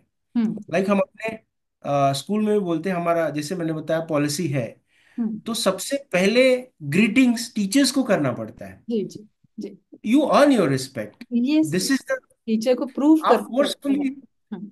क्योंकि सिर्फ आप शिक्षक है इसलिए आपको सामने वाला स्टूडेंट रिस्पेक्ट करे, नहीं, वो जमाना नहीं रह गया है। नहीं रहा, नहीं रहा, सही बात है। हाँ। अभी आपने जो दूसरी बात बोली कि टीचर सेलर, तो ये बहुत यूनिक बातें हैं, बट एज एन ऑर्गेनाइजेशन आपको उसमें एक लाइन खींचना है। अगर आप मार्केटिंग का काम, सेल्स का काम अगर टीचर से ही कराने लगेंगे क्योंकि आप मैन पावर बचाना चाहते हैं, पैसा बचाना चाहते हैं, तब तो वो हो जाएगा। लेकिन जो मेच्योर ऑर्गेनाइजेशन है वो ऐसा नहीं करती है। वो प्रोडक्ट समझाने के लिए, हम कैसे पढ़ाते हैं, हमारा क्या ऑफरिंग है, हमारा क्या सब्जेक्ट चॉइस है, हम क्या मेथोडोलॉजी यूज करते हैं। काउंसलर्स, हाँ, वो काउंसलर्स को अपॉइंट करते हैं और वो पेरेंट्स को समझाते हैं। जी हाँ, बट ये चीज समझाने के लिए टीचर्स का हेल्प लिया जाता है, क्योंकि जी। कोई काउंसलर क्लासरूम टीचिंग कैसे यूज करते हैं, क्लासरूम एनवायरनमेंट कैसे बना, वो नहीं बता सकते। बिल्कुल। तो अगर आप टीचर्स को सिर्फ इस चीज के लिए यूज करें, ना कि सेलिंग करें, डिस्काउंट में दे देती हो, अगर उस तरह की लैंग्वेज यूज करेंगे तो फिर वो गलत हो जाएगा। तो जो जिस डिपार्टमेंट में है, अगर वो अपना काम उस तरीके से करे, एक दूसरे का हेल्प लेके, तो मेरे ख्याल से ये दोनों बचा रहेगा। जी। हाँ, कुछ पेरेंट्स भी है, ताली दोनों हाथों से बजती है। तो जैसे जैसे हम डिसिप्लिन रखते हैं, मतलब private schools high and school है और फिर भी हम डिसिप्लिन रखते हैं। जैसे अगर लंच टाइम में सब अगर नीचे जा रहे हैं, बिकॉज हम एक ह्यूमन बीइंग भी है, हमारा ग्लोबल पर्सपेक्टिव भी है, हमको एनर्जी भी बचाना है, तो हम सबको रिक्वेस्ट करते हैं कि आप एसी पंखा लाइट सब बंद करके जाए। जी। जी। ठीक है, और उसके लिए डिसिप्लिन करते हैं। बट कुछ पेरेंट्स वापस आके बोलते हैं, कुछ एक पेरेंट्स, बहुत कम परसेंटेज, शायद 1% भी नहीं हो, वो आके कंप्लेन करते हैं कि हम तो पैसे देते हैं, हम्म। तो आप ऐसा क्यों इंस्ट्रक्शन देते हो। तो ये समझ समझ की फेर है, कुछ पेरेंट्स की भी गलती है, कुछ ऑर्गेनाइजेशन की भी गलती हाँ, है। कहीं ना कहीं पेरेंट्स की भी वही भाषा हो जाती है कि वो ये कहने लगते हैं कि हम तो फीस पे कर रहे हैं, हम फीस पे कर रहे हैं तो हम मतलब एज अ कस्टमर ही हैं। तो राइट। हमको कुछ समझाना पड़ता है कि आप फीस पे कर रहे हैं, बट फीस पे कर रहे हैं सुविधाएं के लिए। जब आपके बच्चा अगर क्लास में नहीं है, तब हमने इंस्ट्रक्शन दिया कि बंद करके जाए, इसमें कोई असुविधा वाली बात नहीं है, नहीं, वो तो ये हम तो सिखा रहे डिसिप्लिन हैं, है। वो तो डिसिप्लिन हम सिखा रहे हैं बच्चों को। और आपने अपने इनफैक्ट बच्चों को वहां खुश होना चाहिए, क्योंकि घर पे भी वो वही करेंगे। पर। और एनर्जी सेव करने से नहीं, सिर्फ पैसा नहीं बचता है, ये मैनकाइंड बचता है। ये ग्लोबल वार्मिंग जो इशू है उसमें आप कंट्रीब्यूट करते हो। तो बहुत सारे पेरेंट्स समझ भी जाते हैं पर्सपेक्टिव, बहुत सारे नहीं समझते हैं, तो ये अपनी अपनी समझ का फेर है। जी। जी, तो आपने ये तीनों चुनौतियां हमें बता दी, या और भी कोई चुनौती है आपके पास? नहीं, मैंने चार बताया, एक तो फंडिंग से रिलेटेड बताया, एक तो रेगुलेटरी कंप्लायंसेस बताया, एक टैलेंट एक्विजिशन रिटेंशन बताया, और एक मार्केटिंग एंड अवेयरनेस बताया। जी। जी, बहुत और सुंदर। मार्केटिंग अवेयरनेस में आपका यूएसपी होना बहुत जरूरी है, आपका यूनिक सेलिंग पॉइंट होना जरूरी है, आप अपने कॉम्पिटिटर से कैसे अलग हो। और वो खाली बोलने के लिए नहीं, ग्राउंड पे करके दिखाने के लिए। क्योंकि आपके पेरेंट्स शायद पहले आ जाएंगे इंफ्रास्ट्रक्चर देख के, स्कूल देख के, बट वो रिटेन होंगे अगर आप वो सर्विस प्रोवाइड करते हो तो ही। बिल्कुल सही बात कह रहे हैं आप। बंसी जी, मैं आपसे एक बात कहना चाहूंगी कि हो सकता है अभी 1 मिनट के बाद ये सेशन हमारा बंद हो जाए ऑटोमेटिकली, तो सेम इसी लिंक पर आप फिर से रिज्वाइन करेंगे। ठीक है? जी जी तो इसके जी बाद के क्वेश्चंस जो हैं हम करेंगे। सो और मैं आपके बारे में जानना चाहती हूँ थोड़ा सा पर्सनल कि आपके घर में कौन कौन है? जी। फिलहाल तो हम दोनों हैं, और हमारे I have 2 daughters and 1 son, they all are doing well. उनमें से दो मेडिकल की तैयारी कर रही है, नीट एग्जाम की तैयारी कर रहे हैं। और एक जो मेरा सुपुत्र है, वो अभी सीबीएसई 10th का एग्जाम दिया है, तो अभी आगे की वो कार्रवाई चल, रिजल्ट का वेट कर रहा है, वो आने के बाद आगे देखें। और आपकी पर्सनल लाइफ जहाँ तक हमने देखी है कि आप एक बहुत ही उम्दा विद्यार्थी रहे हैं, और आपके माता पिता का भी काफी सपोर्ट है उसमें, लेकिन आपका खुद का दिमाग भी काफी तेज चलता था, और आपके एक बड़े भाई भी थे, वो भी जी बहुत मुरलीधर, जहाँ तक मैं जी जानती हूँ उनका नाम जी था। जी जी, जी। तो उनसे कहीं आपको सपोर्ट मिलता था पढ़ाई में? बिल्कुल बिल्कुल, पूरी फैमिली से सपोर्ट मिलता था। ना सिर्फ अपनी फैमिली से, जो जानने वाले हैं सबसे सपोर्ट मिलता था। और मेरे लिए सबसे बड़ा सपोर्ट होता है मोटिवेशन। जी। फाइनेंशियल सपोर्ट और फिजिकल सपोर्ट एक चीज है, बट मोटिवेशन एक अलग चीज है। तो मेरे लाइफ में जो लोग भी आए, चाहे मेरे अपने भाई बहन, मेरे माता पिता, या मेरे चचेरे भाई बहन माता पिता, मेरे सहपाठी, मेरे दोस्त, सबने मुझे मोटिवेट किया। मैं बहुत अपने आप को खुदकिस्मत मानता हूँ कि सबने मुझे मोटिवेट किया, सबने मुझे सही राह दिखाया। आप अपनी पर्सनल लाइफ के बारे में थोड़ा सा बता रहे थे कि आपको सभी लोगों से बहुत मोटिवेशन मिला, और कहीं ना कहीं सब लोग आपको मोटिवेट करते थे, उसका एक ही रीजन था कि आप बहुत फोकस थे अपनी पढ़ाई में। तो उन्हें पता था कि इस बच्चे का जो भविष्य है वो उज्जवल ही है। इवन मैं बताऊं कि बचपन में अगर आपसे दोस्ती रखने की परमिशन हमारे घर से मिलती थी, तो सिर्फ इसी बेस पर कि भाई बच्चा बहुत होशियार है, और इससे हमारे बच्चों को सपोर्ट मिल रहा है पढ़ाई में, हेल्प मिल रही है। तो थैंक यू। मुझे अभी भी याद है, मतलब ना सिर्फ मेरे माता पिता, आपके माता पिता और मेरे जितने भी सहपाठी के माता पिता थे, सब ने मुझे बहुत उत्साहवर्धन किया है। तो शायद मैं इन सब के प्रेयर की वजह से ही हूँ जो भी हूँ। नहीं नहीं, आप आपके अंदर वो कला थी। कभी कभी ऐसा होता है कि भगवान किसी को वरदान, जिसे कहते हैं ना दैवीय पुत्र वरदानी पुत्र, ऐसा बनाकर भेजता है। तो ये आपकी किस्मत है और आपका लक है कि आप इतने अच्छी चीजों को लेकर पैदा हुए हैं। तो चलिए हम बढ़ते हैं अपने तीसरे सवाल की ओर कि आपकी विशेषज्ञता विभिन्न राष्ट्रीय और अंतर्राष्ट्रीय बोर्ड्स, जैसे आपने बताया कि IGCSE, IB, CBSE, ICSE आदि में है। तो इन सभी बोर्ड्स के शैक्षिक दृष्टिकोण में आपको सबसे महत्वपूर्ण अंतर क्या लगता है और किस दिशा में सुधार की आवश्यकता है? बहुत ही महत्वपूर्ण क्वेश्चन लग रहा है मुझे ये। जी, बच्चों के लिए बहुत महत्वपूर्ण है, और पेरेंट्स के लिए भी बहुत महत्वपूर्ण है। जी। और मैं ये भी मानता हूँ कि बहुत सारे जो स्कॉलर्स हैं जो ये फील्ड में काम करते हैं, उन्होंने इस पे बहुत काम किया है और अभी भी कर रहे हैं, मौजूदा में भी कर रहे हैं। देखिए, इसमें हमारे तीन जो है वो इंडियन बोर्ड्स हैं। एक है, हर स्टेट का अपना अलग बोर्ड होता है, स्टेट बोर्ड जिसको बोलते हैं। जैसे महाराष्ट्र में महाराष्ट्र बोर्ड है, तेलंगाना में तेलंगाना बोर्ड है। फिर एक नेशनल बोर्ड दो है, एक CBSE है और एक CISE है, जिसके दो क्वालिफिकेशन है। 10th को ICSE बोलते हैं, 12th को ISE बोलते हैं। ये ये तीन नेशनल बोर्ड हो गए। मतलब हर स्टेट का अगर आप काउंट करने जाएंगे तो बहुत ज्यादा हो जाएगा, लेकिन ये तीन है, स्टेट, CBSE और ICSE। और दो इंटरनेशनल बोर्ड है। एक है IGCSE, अगेन ये क्वालिफिकेशन है। IGCSE 10th के एग्जाम का नाम है IGCSE। बोर्ड का नाम है CIE, कैम्ब्रिज इंटरनेशनल एजुकेशन। और IB, इंटरनेशनल बैकलॉरेट। तो ये पांच है मेन। जी। सबकी अपनी अपनी खासियत है, सबकी अपनी अपनी रिक्वायरमेंट है।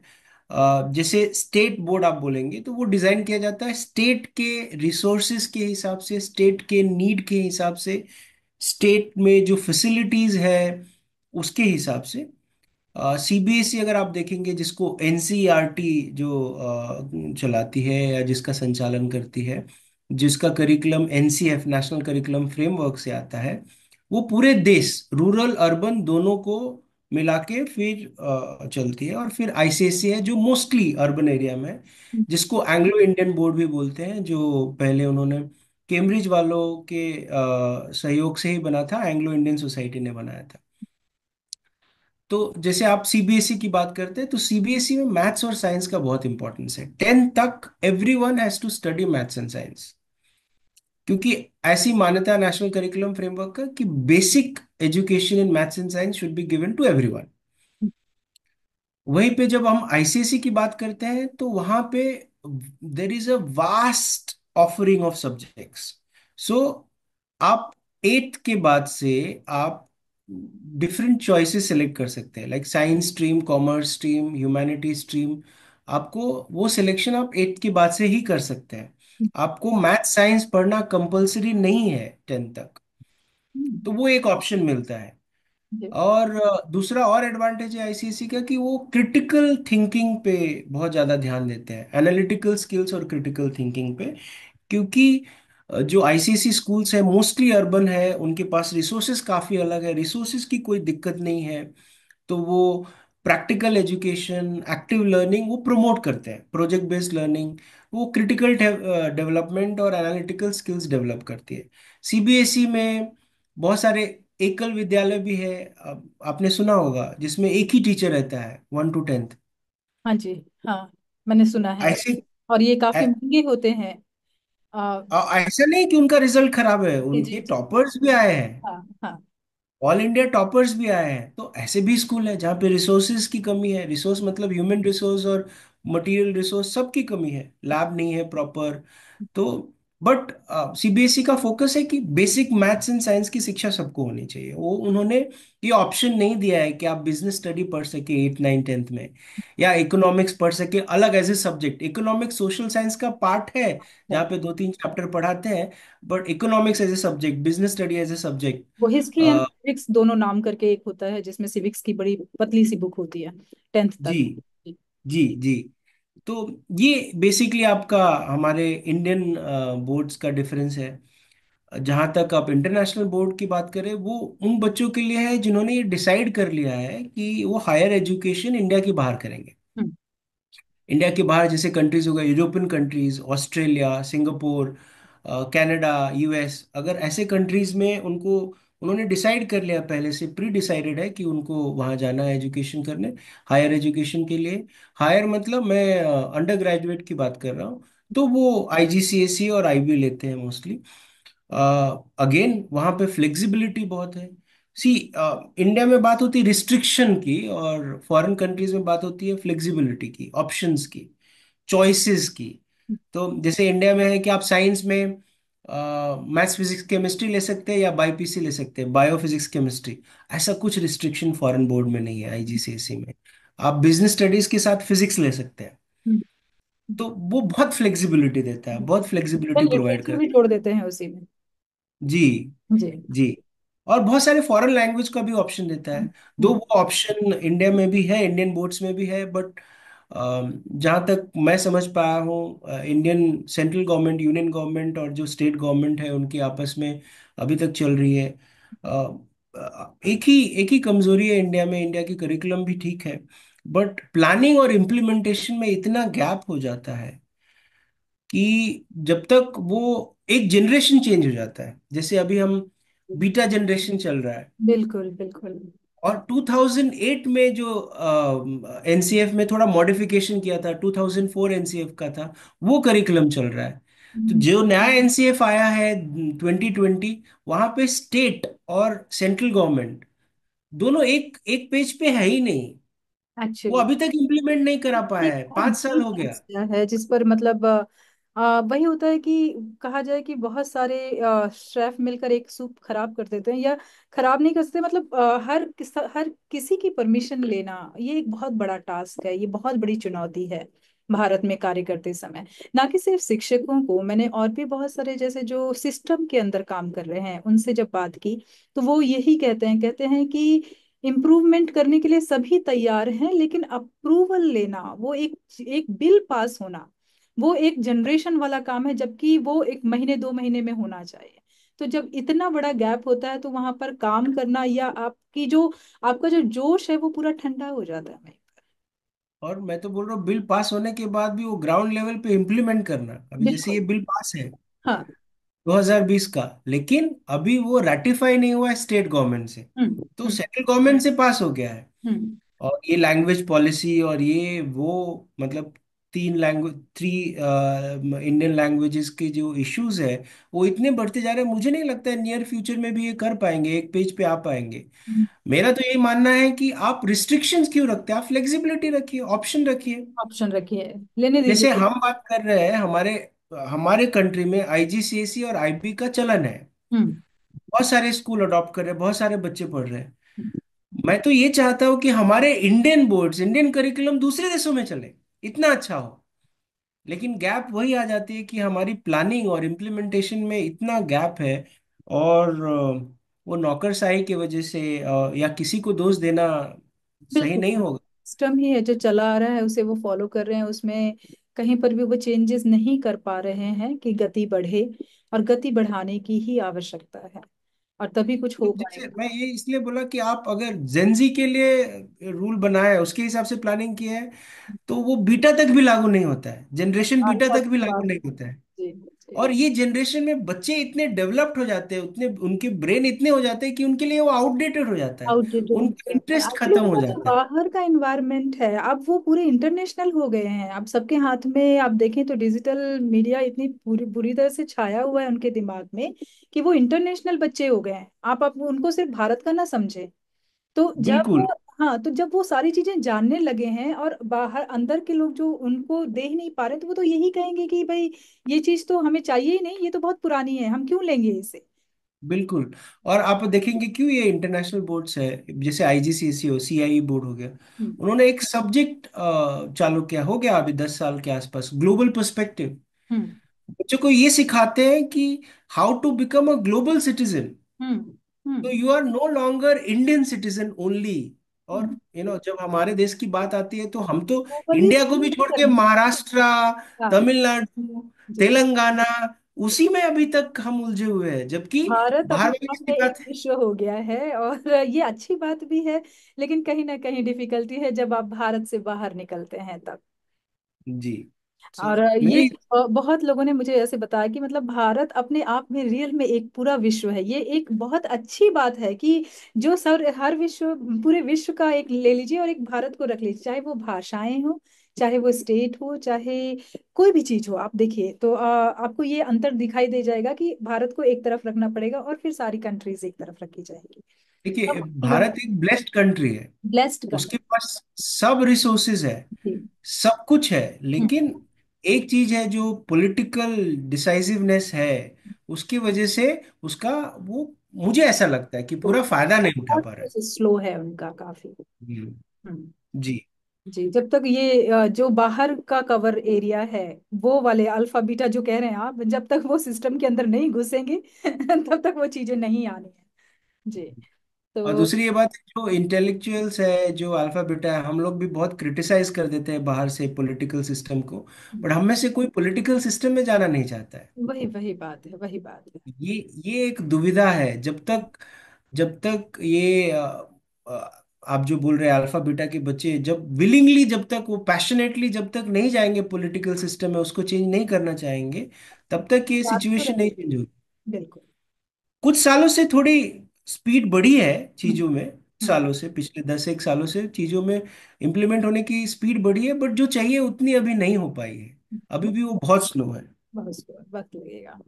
जी, बहुत अच्छा, सही आपने जवाब दिया हमारे तीसरे क्वेश्चन का। चलिए अब हम बढ़ते हैं आगे कि आपने 20 वर्षों की सेवा में छात्रों को न केवल स्कूल स्तर पर बल्कि प्रतियोगी परीक्षाओं जैसे IIT, JEE, NEET, NEET, SAT, GMAT आदि के लिए भी मार्गदर्शन दिया है। तो कृपया साझा करें कि छात्रों को इन उच्च स्तरीय परीक्षाओं के लिए कैसे मानसिक और शैक्षणिक रूप से तैयार किया गया था, आपने किया है, और कैसे किया जाना चाहिए। जी। हम्म। देखिए, ये सब जो एग्जामिनेशन है या कंपटीशन है, अपियर करते हैं बच्चे। हम्म। हम नहीं अपियर करते हैं। हम्म। हमारा काम रहता है उनको फैसिलिटेट करना, उनको गाइड करना, उनको मोटिवेट करना। और जहाँ तक मैंने देखा है, बहुत सारे सक्सेसफुल बच्चे मेरे रहे हैं। जैसे मैंने आपको बोला, जैसे मेरा एनवायरनमेंट ब्लेस्ड था, वैसे मेरे बच्चे भी ब्लेस्ड थे। मतलब काफ़ी लोगों ने बहुत कुछ अचीव किया है मेरे बच्चों ने। अभी कोई इंजीनियर है, कोई ओरेकल में काम कर रहा है यूएस में। बहुत सारे बच्चे हैं, बहुत सारे बच्चे ऐसे, बहुत एलुमनाई हैं। तो मैंने एक देखा है कि maintaining healthy lifestyle is very very important for all these kids. क्या होता है, maintaining stress and healthy lifestyle is very very important. आप जितना उनको स्ट्रेस देंगे, दो तरीका सिचुएशन था पहले, जब हम पढ़ते थे तो हमको डराया जाता था। बहुत सारे शिक्षक भी ऐसे थे, बोलते थे तुमसे नहीं होगा। तो डीमोटिवेट करना ये बहुत डिफिकल्ट है। बहुत कम रिजल्ट आता है, 4% रिजल्ट आता है, 96% बच्चे फेल हो जाते हैं, एंड ये सब चीजें। और प्लस वो चक्कर में, वो स्ट्रेस के चक्कर में बच्चे अपना लाइफस्टाइल ही भूल जाते थे। हम्म। ये बहुत जरूरी है आज के स्ट्रेसफुल एनवायरनमेंट में कि वो अपने लिए मी टाइम निकाले ये बच्चे। When I am saying this, उनका mental and physical well being is very very important. True. True. उनको भी एक्सरसाइज करने के लिए ये बिजी शेड्यूल में से टाइम निकालना है। चाहे वो एक्सरसाइज करे, चाहे वो योगा करे, मेडिटेशन करे, बट वो 40 minutes minimum in a day. क्योंकि वो उनको एनर्जाइज करता है, पूरी पूरे दिन उनको एनर्जाइज रखता है, और फिर वो ताकत देता है ताकि वो पढ़ सके 12 घंटे 14 घंटे। दूसरी बात जो है, उनका डाइट, हम्म। पेरेंट्स को बहुत ख्याल रखना चाहिए, जंक फूड से जितना दूर हो सके। क्योंकि बहुत सारे ऐसी चीज है जो प्रोसेस होने के लिए उनको नींद की जरूरत होती है, और अगर वो उतनी नींद नहीं लेंगे तो उनको इनडाइजेशन प्रॉब्लम होगा। तो ये सब बैलेंस करना, ये जो भी, जैसे आप जेई की बात कर रहे हैं, नीट की बात कर रहे हैं, तो 2 साल का है, तो ये एक एक तरह से तपस्या है बच्चों के लिए। तपस्या है वो 2 साल की, और ना कि सिर्फ उसमें बच्चे तपस्या करते हैं, साथ में उनके जो पेरेंट्स हैं, अभिभावक हैं, वो पेरेंट्स है, बहुत। जी। जी, शिक्षक उनको है। भी तपस्या करना रहता है। तो मैं तो, मेरे हिसाब से तो बहुत सिंपल चीज है। हम्म। एक तो positive mindset, hmm. Maintaining healthy lifestyle, hmm. And you know then comes your core syllabus. You should know what you are preparing for. जी जी। अगर आप नीट की प्रिपरेशन कर रहे हैं तो आपको उसको सिलेबस पता होना चाहिए। बहुत सारे बच्चों को सिलेबस लास्ट तक पता नहीं रहता है, जो सीरियस नहीं होते हैं। ट्रू तो ट्रू। आपको सिलेबस पहले दिन से पता होना चाहिए, कॉन्सेप्ट की क्लैरिटी होनी चाहिए, ऐसे शिक्षकों की हेल्प लेनी चाहिए जो आपको कॉन्सेप्ट क्लियर कराए। ट्रू फिर क्वेश्चन पेपर पैटर्न पता होना चाहिए, फिर आपको टाइम मैनेजमेंट सिखाना चाहिए। ये सब सिखाने की जिम्मेदारी एक शिक्षक की है, ट्रू। एक फैसिलिटेटर की है। करना बच्चों को है।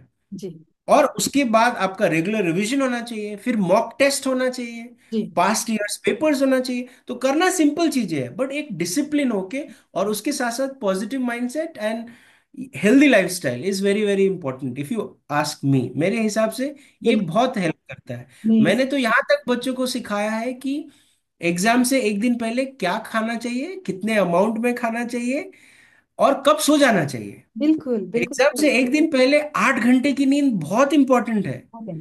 जो बच्चे 3 घंटे सोते हैं, अगले दिन वो एग्जाम में जो उनको आया रहता है वो भी नहीं, जो लिख उनको पाते हैं, लिख पाते हैं वो जी। भी नहीं लिख पाते हैं। तो वो बहुत इंपॉर्टेंट है, माइंड को रिलैक्स करना भी। तो मैं तो उनको ऐसा गाइडलाइंस देता हूँ, जो कुछ कुछ पेरेंट्स को लगता है कि ये क्या बोल रहे हैं। वो पूछते हैं फिर मुझसे कि आप बोल रहे हैं 8 घंटा सोना है, जबकि ये लास्ट एग्जाम है और उनको पढ़ना है। मेरे हिसाब से 18 घंटा पढ़ना चाहिए। फिर मैं उनको समझाता हूँ उतना पढ़ने से दिमाग थक जाएगा, तो जब वो एग्जाम लिखने जाएगी तब उनको नींद आएगी या वो भूलने लगेंगे। बिल्कुल बिल्कुल, ये कॉमन सी चीज है जो पेरेंट्स को समझनी चाहिए, मुझे ऐसा लगता है। एक अभी अभी एक सवाल मेरे दिमाग में आया है कि हम जी बच्चों को इतना प्रिपरेशन करा देते हैं, नीट की हो चाहे जी हो चाहे सेट हो जी मेट हो, इससे बच्चे निकल जाते हैं, बहुत अच्छा करते हैं बच्चे, नो डाउट, मतलब टॉप 5 में, टॉप 6 में, टॉप 10 में, टॉप 3 में ऐसे आते हैं बच्चे। अब वो बच्चे जब जाते हैं हायर एजुकेशन के लिए, गवर्नमेंट की बहुत सारे इंस्टीट्यूट में जाते हैं। आप मान लीजिए, मैं एग्जांपल के लिए कह रही हूँ कि एक बच्चा जिसने नीट क्लियर किया है, अब वो एम्स में जा रहा है दिल्ली के।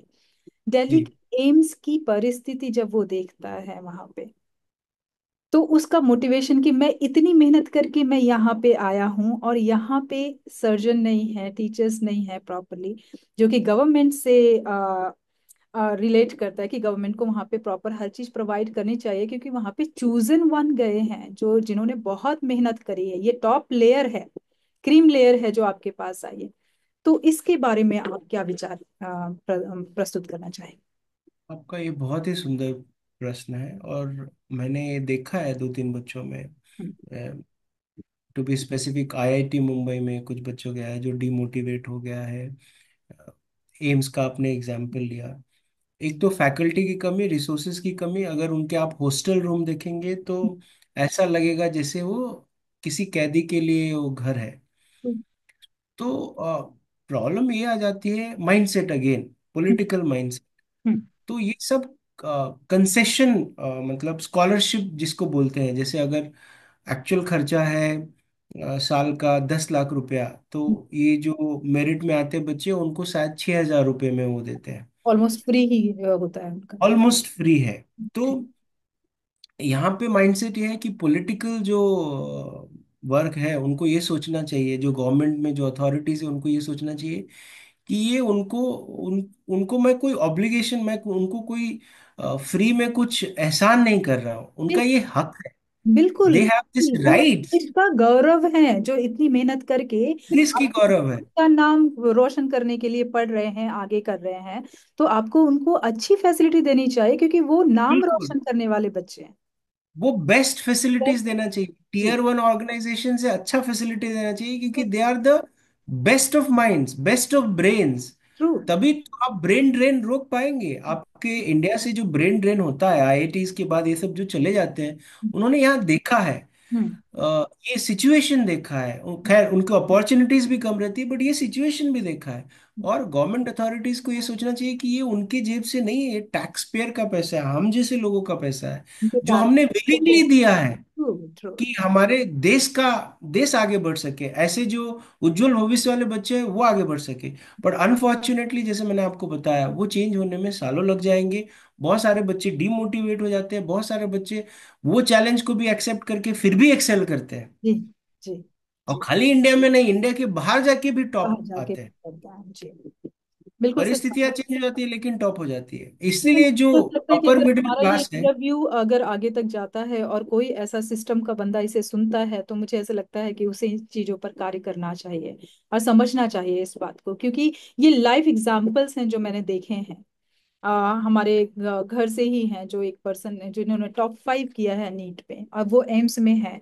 और ना कि सिर्फ एक बच्चे की बात कर रही हूँ, उन्होंने खुद अपनी परिस्थिति बताई और वहाँ पे लोग जो बच्चे रह रहे हैं उनके बारे में बताया कि बहुत सारी चुनौतियां हैं यहाँ पर, जो कि नीट का एग्जाम क्लियर करने से भी कहीं ज्यादा बढ़कर है। तो वही मैं आपको वही बता रहा था कि बहुत सारे जो अपर मिडिल क्लास फैमिली जो अफोर्ड कर सकती है, वो प्रिफर करती है टीयर 1 ऑर्गेनाइजेशन, जैसे इंजीनियरिंग के लिए बिट्स हो गया, बिट्स पिलानी एंड ऑल, जिसकी फीस बहुत ज्यादा है।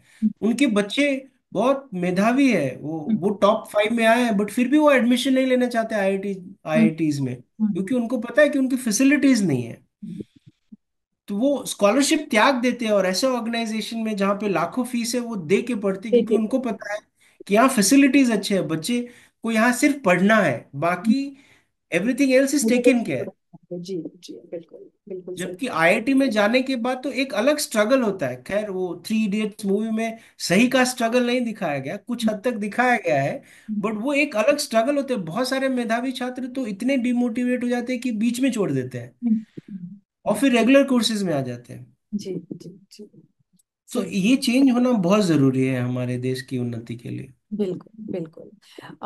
बंसी जी, हम आपसे अब आगे का प्रश्न पूछते हैं कि आपने CIE UK से CIDTT किया है और PMP सर्टिफाइड भी हैं। तो इन अंतर्राष्ट्रीय प्रमाण पत्रों ने आपकी शैक्षणिक और प्रबंधन दृष्टि को किस प्रकार समृद्ध किया? आज के समय में एक शैक्षणिक नेता को किन वैश्विक कौशलों के की सबसे अधिक आवश्यकता है? तो ये वैश्विक स्तर का प्रश्न है जो आपसे पूछा गया है। तो मैं इसके इसके प्रश्न की इच्छा रखती हूँ, जी बताएं। जी जी। तो आपने पहले CIDTT की बात की, जो कैम्ब्रिज इंटरनेशनल एजुकेशन का एक क्वालिफिकेशन है। इसका फुल फॉर्म होता है Cambridge international diploma for teachers and trainer. तो ये एक डिप्लोमा प्रोग्राम है जो सब टीचर्स को प्रिफर्ड रिकमेंडेड है। आप अगर IGCSE पढ़ाते हैं, जैसे मैं पढ़ा चुका हूँ IGCSE और A लेवल भी, तो उससे पहले ये जरूरी है। आ, अब बट खाली ये टीचर के लिए नहीं है, सब ट्रेनर के लिए, बिकॉज उनके लिए जितने भी ट्रेनर हैं वो एक कैटेगरी में आते हैं, चाहे वो स्पोर्ट्स कोचेज हो, चाहे वो सब्जेक्ट टीचर्स हो, चाहे वो और कोई कॉर्पोरेट ट्रेनर हो ना। जैसे इंडिया में बीएड है, बैचलर ऑफ एजुकेशन, एक क्वालिफिकेशन है। पहले 1 साल का कोर्स हुआ करता था, अभी 2 साल का कोर्स है, जिसमें आपको डिफरेंट टीचिंग मेथडोलॉजी सिखाते हैं, एक्सियोम्स ऑफ टीचिंग सिखाते हैं, माइक्रो टीचिंग स्किल सिखाते हैं, डिफरेंट पेडागोजी सिखाते हैं, डिफरेंट फिलोसफर्स के काम सिखाते हैं। वैसे ही जब आप CIDT की बात करते हैं तो उसमें एक चीज बहुत इंपॉर्टेंट रहता है, वो सिखाते हैं कि एक्टिव लर्निंग किसको बोलते हैं। लर्निंग दो टाइप के होता है, एक पैसिव लर्निंग, एक एक्टिव लर्निंग। जब हम फॉर्मल एजुकेशन सेक्टर की बात करते हैं तो वो एक्टिव लर्निंग होना चाहिए, वो एंगेजिंग होना चाहिए। वो बच्चों को कैसे एनग्रॉस करते हैं। अनुसुईया जी, मैं आपको बताना चाहूंगा, आप क्लास में एंटर करेंगे एज ए टीचर, आप भी एक टीचर है, मैंने अपने एक्सपीरियंस से सीखा है, first 90 second is very very crucial. उसी में बच्चे पहचान जाते हैं कि ये आज टीचर पढ़ाएंगे, या ये मस्ती कराएंगे, या ये टाइम पास कराएंगे, और उसी हिसाब से उनका रिस्पॉन्स होता है। ट्रू। तो ये जो स्किल्स है, छोटे छोटे स्किल्स, कैसे बच्चों का ध्यान अपनी तरफ आकर्षित करना, कैसे उनको पूरे क्लास में और कुछ सोचने का मौका नहीं देना। जैसे आपने कहीं कहीं सुना होगा कि टीचर बोर्ड पे कुछ लिखते हैं, पीछे से बच्चे पेपर बॉल मारते हैं, ऐसे भी सिचुएशन है। टचवुड, मैंने आज तक ऐसा फेस नहीं किया है, thanks to all these courses. BEd तो है ही, बट ये सब कोर्सेज जिसमें ये सिखाया जाता है कि आपका अगर 35 मिनट्स और 40 मिनट्स का क्लास है, तो किस तरह से बच्चों को डिवाइड करना है, कैसे। बच्चों को कितना ज्ञान देना है, उसके बाद किस तरह से उनको फिर वही क्वेश्चंस पढ़ पूछने हैं, ताकि बच्चे बता सकें और उनका पूरा फोकस और उनको मतलब रिवाइज हो सके वो चीजें कि जो उन्होंने पढ़ा बिल्कुल है, सीखा है, वो किस तरह से उनके दिमाग में गया भी है या नहीं गया है।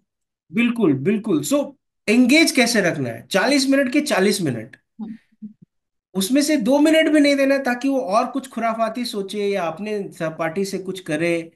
तो ये मैंने ये CIDTT में सीखा। बहुत अच्छे ट्रेनर थे इयान बाकर, वो आए थे। 4 मॉड्यूल होते हैं, अलग अलग मॉड्यूल होता है, कभी और डिटेल्स में पढ़ाएंगे। और प्रोजेक्ट बेस्ड होता है, सबमिशन करना पड़ता है, एक्शन रिसर्च प्रोजेक्ट करना पड़ता है आपको, उसको उसका प्रूफ दिखाना पड़ता है, एविडेंस दिखाना पड़ता है। तो बहुत कुछ सीखा CIDT में। अब जो मेरे हिसाब से सब टीचर्स के लिए जरूरी है, जितना आप सीखे, मैं तो हमेशा सोचता हूँ, अभी भी मैं एक स्टूडेंट ही हूँ, मैं बिल्कुल। सीखता हूँ, अभी भी मैं एक लर्नर हूँ। Open, you should always be open to learning, new learning. कभी जी, कभी बच्चे बहुत कुछ सिखा देते बहुत कुछ सिखाते हैं, बच्चे ही सिखाते हैं शिक्षक को। मैं हैं। मुझे तो जहां तक मेरा एक्सपीरियंस रहा है कि जब मैं बच्चों के सामने जाती थी तो मतलब मुझे पता होता था कि मुझे अपनी स्थिति किस तरह से रखनी है ताकि बच्चा बहुत ज्यादा उछले ना। अगर मैं जी, शांत रहूंगी, मेरा मैं जो एनर्जी पास करूंगी बच्चों को, वही बच्चे एनर्जी में रहेंगे, उसी एनर्जी में। तो बच्चों ने मुझे सिखाया कि बच्चों की एनर्जी बैलेंस करने के लिए मुझे किस एनर्जी में रहना है। बिल्कुल बिल्कुल। तो बच्चे बहुत सिखाते हैं। इनफैक्ट मैं अभी एक इंसिडेंट याद आया, जब मैं प्रैक्टिस टीचिंग कर रहा था बीएड में। हम्म। गौरी हार्दिकर मैडम थी जो उसको ऑब्जर्व कर रही थी। हम्म। तो एक बच्चा बहुत आंसर दे रहा था, तो मुझे ऐसा लगा एज ए टीचर, मैं प्रैक्टिस टीचिंग कर रहा था, मुझे ऐसा लगा कि ये मुझसे मतलब ज्यादा होशियार बनने की कोशिश कर रहा है। तो मैंने एक आध डिफिकल्ट क्वेश्चन पूछ लिए। ओके। अब ये मेरी लर्निंग थी, पहली पहली मतलब प्रैक्टिस टीचिंग। अब उससे क्या हुआ, वो बच्चा डिमोटिवेट हो गया, उसके आगे वो कुछ बोला ही नहीं पूरे क्लास में। तो गौरी मैडम ने मुझे बाद में समझाया कि आपने जो किया वो गलत है। आपने कहीं ना कहीं अपनी डिफेंस के लिए उसको डाउन कर दिया। जी। जी। तो ये सब सीख, जो ये सब चीज, मैं thankful to all my teachers कि ये सब चीजें उन्होंने मुझे पहले सिखा दिया था। एक्चुअल टीचिंग से पहले, जब मैं प्रैक्टिस टीचिंग कर रहा था तभी सिखा दिया था कि आपको ये नहीं करना है। क्या करना है वो बहुत कुछ है, वो एंडलेस है, क्या नहीं करना है वो भी बहुत जरूरी है। तो उन्होंने बताया कि आप अपना रैपो बिगाड़ रहे हो बच्चों से, आप ऐसा नहीं कर सकते। जो बच्चों ने मतलब, मैंने एक दो क्लास हायर का क्वेश्चन उससे पूछ लिया क्योंकि मुझे उसे चुप कराना था। तो उन्होंने वो बताया ये गलत तरीका है किसी को चुप कराने का, आप उसको एंगेज करो। आपके क्लास में, क्लास हेट्रोजीनियस है, सबका अंडरस्टैंडिंग लेवल अलग अलग है। तो जब आप प्रिपेयर करके जाओ, आप ऐसा प्रिपेयर करके जाओ कि आप सबको केटर कर रहे हो। रीच कर सके। जी। तो मैं इतना लकी था कि ये सब चीजें मुझे पहले से पता था। जी। तो जब मैं एक्चुअल पढ़ाने गया तो ये सब प्रॉब्लम आई ही नहीं। अच्छा, पहले ऐसा था कि हम लोगों को कभी भी जो विजुअलाइजेशन वाली चीजें हैं कि मतलब जैसे जी विजुअल तरीके से दिखाना, वीडियोस दिखाना, ये हम लोगों की लर्निंग में नहीं था। हम लोगों ने जो जी स्कूल में की है उसमें नहीं था। लेकिन अब बच्चों को एकदम मतलब नर्सरी से ये वाली टीचिंग सिखाई जाती है कि उनको पहले विजुअली दिखाइए, फिर उनसे क्वेश्चन पूछिए, फिर उसके बाद आप सिखाइए कि आप एग्जैक्टली कौन सा टॉपिक सिखाने जा रहे हैं, और फिर जी उससे जी रिलेटेड क्वेश्चंस बनाइए और पूछिए। तो जिस तरह से जी ये दोनों फॉर्म में आप बच्चे के दिमाग में परमानेंट मेमोरी में वो चीज फीड कर पाएंगे। बिल्कुल तो ये बिल्कुल। प्रोसेस है। तो इसमें मतलब आपको ये सीखने में वक्त लगा या आपको बस प्रोसेस के साथ चलते गए और सीख गए? नहीं, देखिए टीचिंग मेथोडोलॉजी सीखने में तो मुझे वक्त नहीं लगा, क्योंकि जब मैं KKC से मैंने बीएड किया है, और मेरे सब जितने भी इंस्ट्रक्टर थे, टीचर थे, प्रोफेसर्स थे, वो इतने बेहतरीन थे। मैंने जैसे आपको बोला, मेरी जर्नी में बहुत बेहतरीन शिक्षक मिले हैं, शायद इसलिए मैं शिक्षा के क्षेत्र में हूँ। इतना अच्छे से उन्होंने सिखाया, इतना अच्छे से प्रमोट किया कि मुझे ज्यादा टाइम नहीं लगा। जो मुझे थोड़ा 10 दिन का टाइम लगा, वो मुझे प्रोनाउंसिएशन में लगा, जो मैंने आपको स्टार्टिंग में बता दिया था।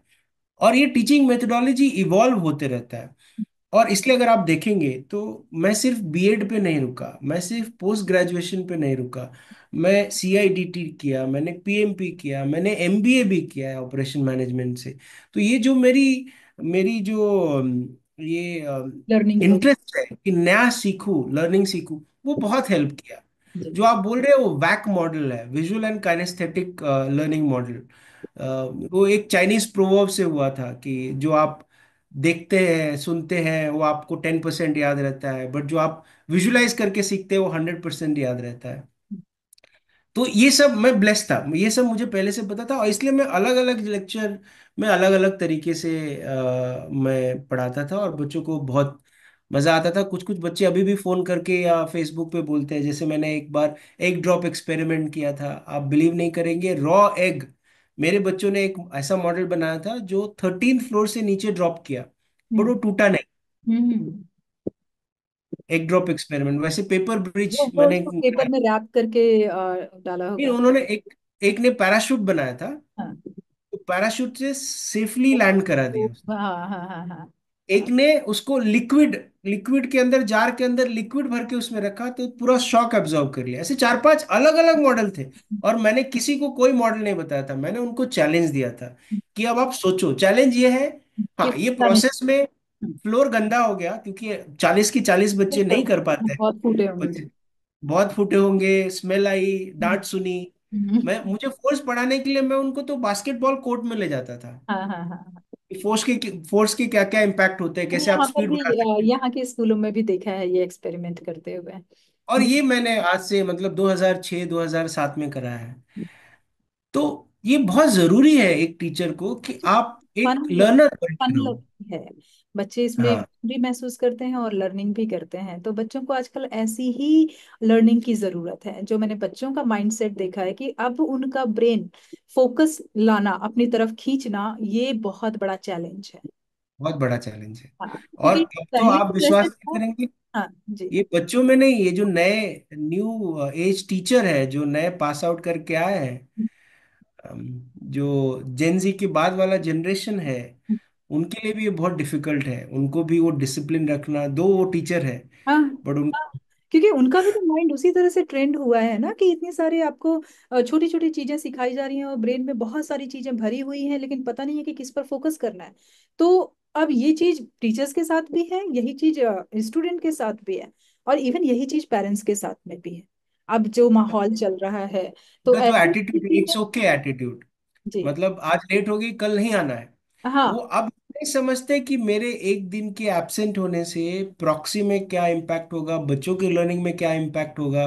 नहीं, इट्स ओके। एक्चुअली वो ये फॉर्मूला लेकर चलते हैं कि बच्चा जो आज सीख रहा है तो जरूरी नहीं है कि वो बाद में यूज ही आएगा। नहीं करेक्ट। सीखेगा तो भी चलेगा, बड़े होने के बाद तो उसको अलग ही चीज करनी है।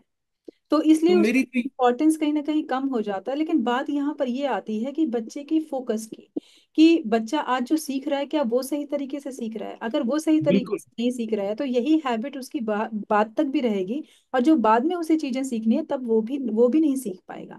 तो ये जो बिल्कुल। हैबिचुअल जो ब्रेन ट्रेनिंग बात कही जाती है, वो आजकल बहुत चैलेंजिंग और डिफिकल्ट हो गई है। बहुत सुंदर से आपने इसको समराइज किया। तो मेरा तो यही रहेगा मैसेज सब टीचर्स को कि जितना हो सके, ज्ञान का भंडार है ये संसार, आप उतना उसको अपने में समेटते रहिए। जितना सीखेंगे उतना कम है। बिल्कुल सही। A teacher is a constant learner. आप हमेशा एक लर्नर बन के रहिए, तो स्काई इज द लिमिट। शायद यही सब की वजह से नोटिस करते हैं आपके मैनेजमेंट ऑर्गेनाइजेशन। नहीं तो मेरे कुछ दोस्त हैं जो मेरे साथ टीचिंग करियर स्टार्ट किए थे, they are still a teacher. There is nothing wrong to be in a teacher, I enjoy that part the most. But ये आपका growth, professional growth, monetary growth, ये सब डिपेंडेंट है उस पर। बिकॉज एक हद के बाद आपका वो सैलरी भी नहीं बढ़ा पाएंगे अगर आप सेम डेजिग्नेशन में है। जी जी, ट्रू ट्रू। बहुत सारे चैलेंजेस आ जाते हैं। बिल्कुल बिल्कुल सही कह रहे हैं बंसी जी। एजुकेशन के इसमें एक सबसे बड़ा पार्ट यही है कि मोटिवेशन, शिक्षकों का जी मोटिवेशन। तो जी जरूरी है कि आप तरह तरह की चीजें एक्सपेरिमेंट करें, और करते रहें, खुद भी लर्न करें, ताकि आपको पता चले कि हम बच्चे कितने लेवल पे सीख पा रहे हैं इस चीज को। जी जी। तो बहुत ही सुंदर जवाब दिया आपने। तो अब हम चलते हैं अपने अगले प्रश्न की ओर, कि बिगिनर्स वर्ल्ड में आपने 70 से अधिक कर्मचारियों की टीम का नेतृत्व करते हुए संचालन को सफलतापूर्वक संभाला। इतने बड़े स्तर पर टीम प्रबंधन में आपने किन मूल्य सिद्धांतों का पालन किया और कैसे सुनिश्चित किया कि उत्पादकता में वृद्धि हो। बहुत बहुत जी, अच्छा प्रश्न है ये। जी बहुत ही अच्छा प्रश्न है और बहुत रेलेवेंट प्रश्न है। जी क्योंकि अ, जब आप एजुकेशन मैनेजमेंट में हो तो ये पार्ट आपके लिए बहुत बहुत ज़रूरी है। जी। आप लोगों को हायर कर लेंगे, हम्म, लेकिन उनको अपने साथ जिस पर्पस से हायर किए हैं वो अचीव करना है, तो इस पे बहुत बहुत ध्यान देना पड़ेगा। ना, इसके लिए मैं दो तीन चीज पे विश्वास करता हूँ, और ये प्रोसेस है जो चेंज होते रहता है, there is no fix answer. But जो मैं मानता हूँ मैं बताने की कोशिश करूंगा। सबसे पहले आप अपने गोल्स क्लियर रखिए। Establish very clear goals for the organization, for yourself, for your team member. अपने टीम को बहुत क्लियरली गोल स्टैब्लिश करके दीजिए कि आपका गोल ये है। दूसरा बात, जैसे मैंने आपको पहले बताया, उनको कोलैबोरेशन एंड कम्युनिकेशन पे बल दीजिए।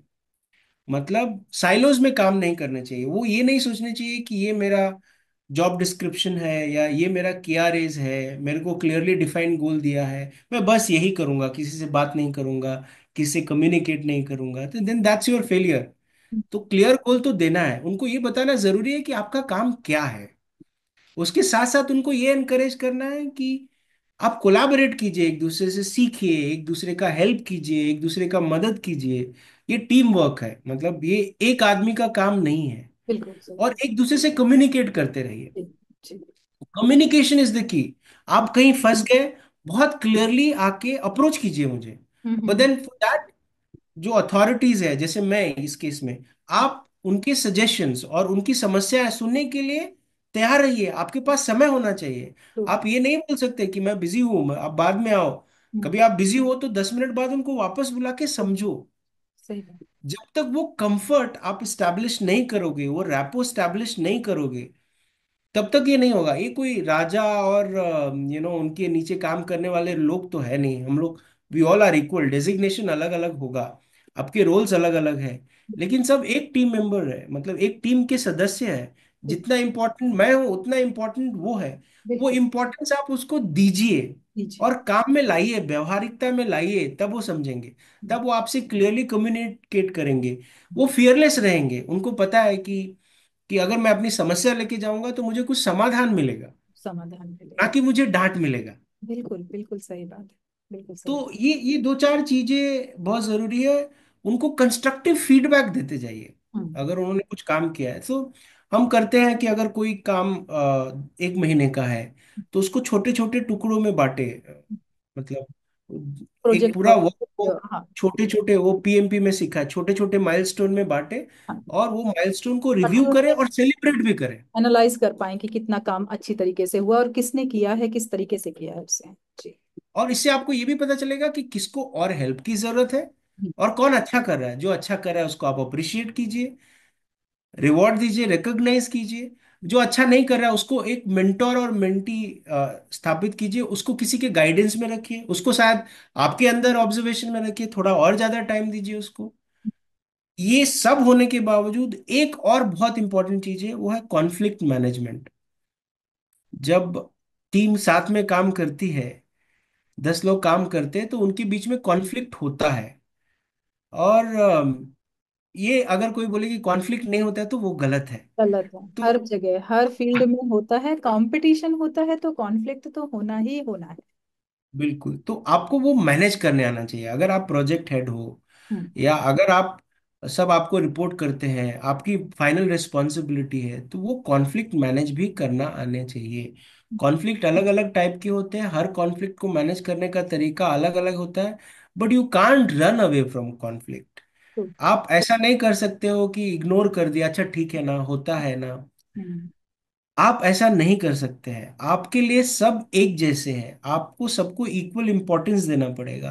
काम एक चीज है, बट कभी कभी जहाँ रिस्पेक्ट की बात आती है, या अगर किसी ने किसी को ह्यूमिलिएट किया है या इंसल्ट किया है या अच्छे से ट्रीट नहीं किया है, चाहे वो कितना भी, सामने वाला कितना भी अच्छा वर्कर हो, आपको उसको, तो मैंने जैसे बताया कि बाकी सब चीजों के साथ साथ कॉन्फ्लिक्ट मैनेजमेंट भी बहुत जरूरी है। आप कॉन्फ्लिक्ट्स को नजरअंदाज नहीं कर सकते, उसको आपको सॉल्व करना पड़ेगा।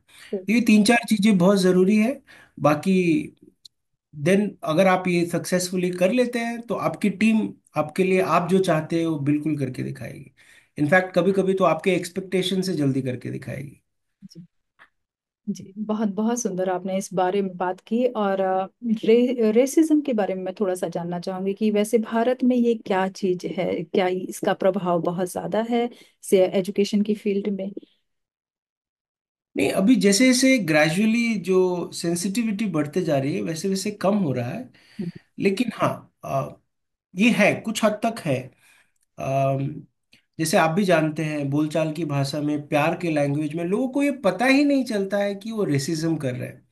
जैसे अगर कोई ब्लैक स्किन है तो उसको कलवा बोल देना, या जैसे अगर मैंने स्पेक्स पहना है तो उसको बैटरी बोल देना। हम्म। ये उनके हिसाब से ये प्यार का लैंग्वेज है। ये उनको पहचान बना ये देते हैं उनकी वो।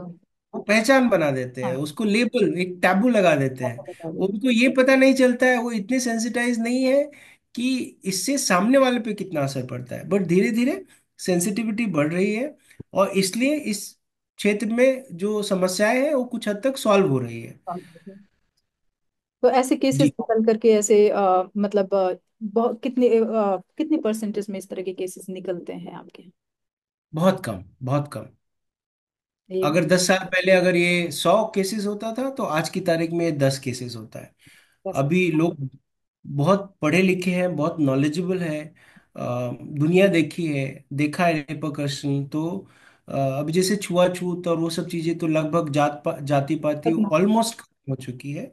जी। तो आई थिंक रेसिज्म ऑल्सो थोड़े और दिन, 2 4 10 सालों में शायद बिल्कुल मुक्त हो हाँ, जाएगा समझ इंडिया। बच्चे काफी समझते हैं इन चीजों को।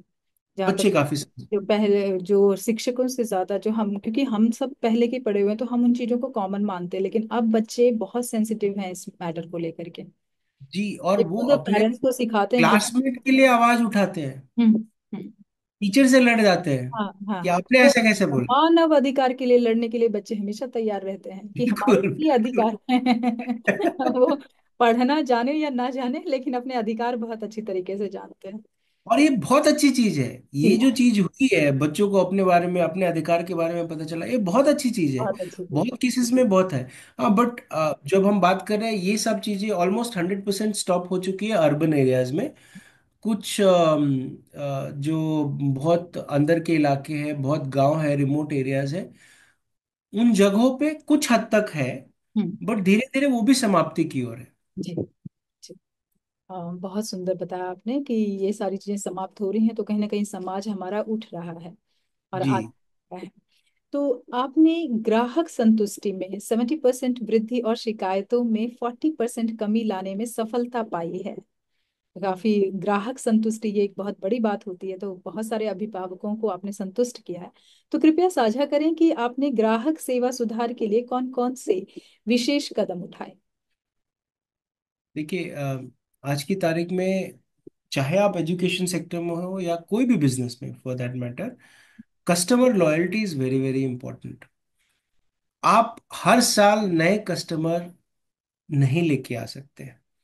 जो आप लेके आए हैं उनको रिटेन करना एक बहुत बड़ा चैलेंज है, और आपको करना चाहिए, बिकॉज आपका जो रेवेन्यू है, जो आमदनी है, उससे जुड़ा हुआ है।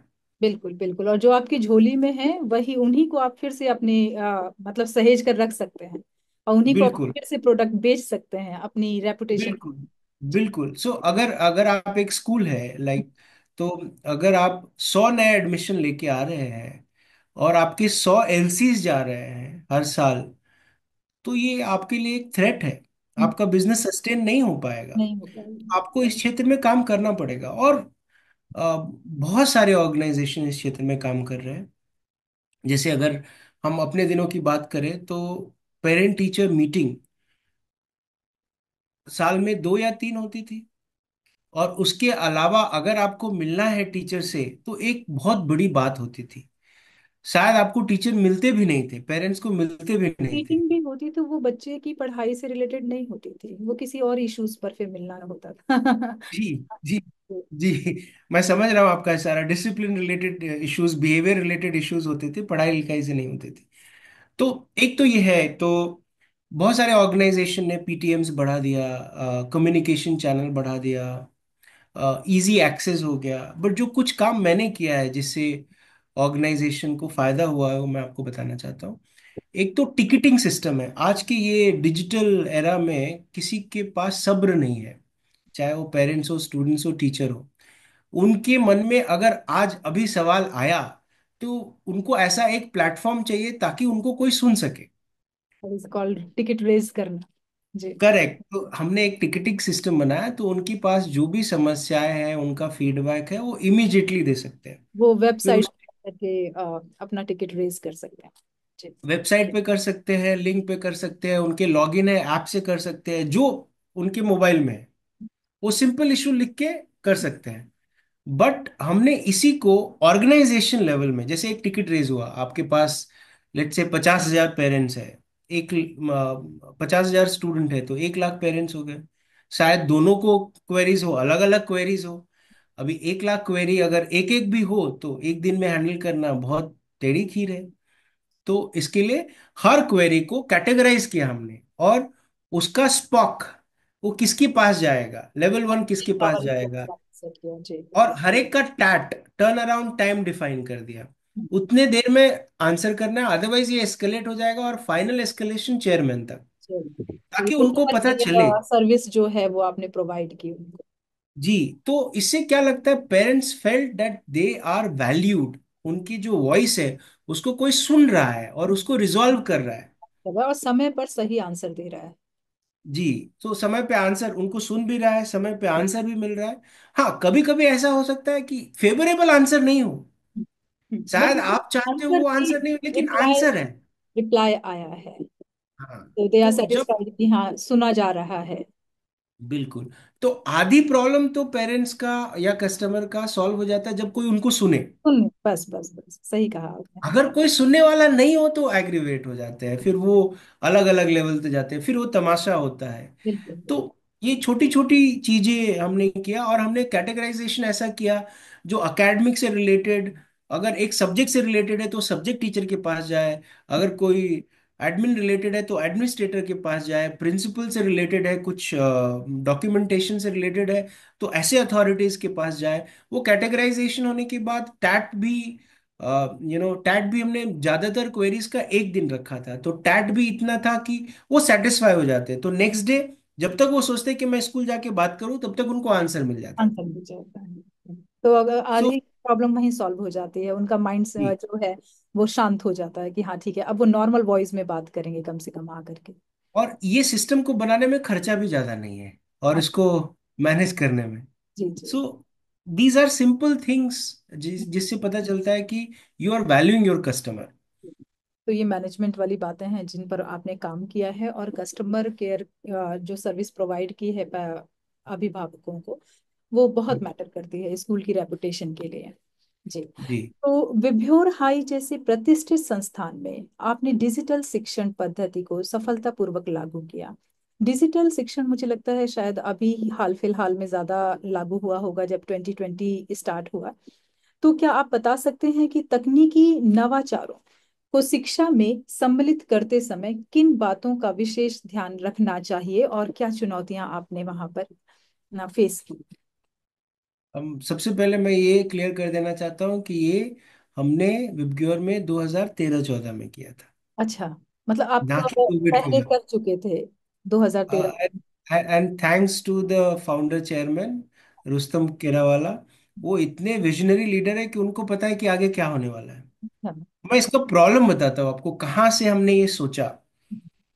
स्कूल बैग की एक बहुत बड़ी समस्या थी। बैग का जो वजन है बच्चों का, बच्चे का फिजिकल डेवलपमेंट में नहीं हुआ था, बट बच्चों का बैग का वजन अलग अलग सब्जेक्ट की text book, notebook, rough book, ये मटेरियल वो मटेरियल से इतना बढ़ जाता था कि उनकी गर्दन झुकी हुई होती थी उनकी फिजिकल डेवलपमेंट में। तो ये प्रॉब्लम था, एक इशू था जिसको हमने आइडेंटिफाई किया, और फिर हमने ये डिजिटल लर्निंग पे काम किया। It was a tab based, BYOD, किसी तरह की bring your own. Complain I parents की कि बच्चों का कोई जो बैग कंप्लेन का वजन है वो बहुत कोई ज्यादा? कंप्लेन कोई कंप्लेन नहीं आई, क्योंकि ज्यादातर बच्चे अपने कार में आते थे, तो कार से लेके उनको अपने क्लासरूम तक जाना था। बट ये हमने सोचा, हमने इनफैक्ट जब हम मैं एक QAG, quality assurance and guidance team जो रहती है, एक तरह से ऑडिट टीम रहती है, उसका भी हिस्सा रह चुका था।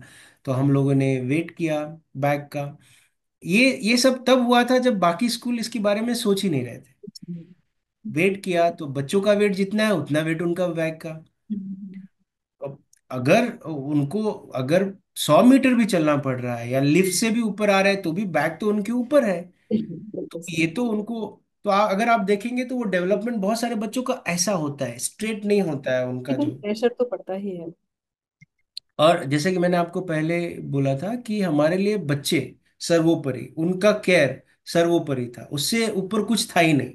तो हमने ये सोचा इसको कैसे कम किया जाए। बहुत सारे चीजें हमने की, जैसे हमने क्वार्टर वाइज एक ही बुक किया जिसमें इंटरनल करिकुलम डेवलपमेंट था।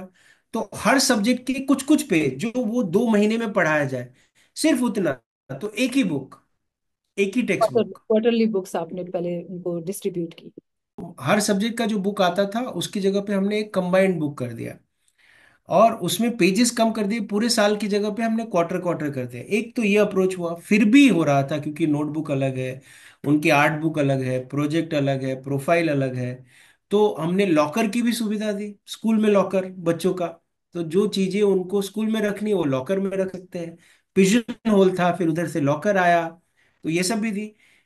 फिर हमने ये डिजिटल इस पे सोचा कि अगर एक टैब में सब कुछ हो, क्योंकि जैसे आपने बोला कि जो विजुअल है, ग्राफिक्स है, एनिमेशन है, वो आप ज्यादा दिखा भी सकते थे।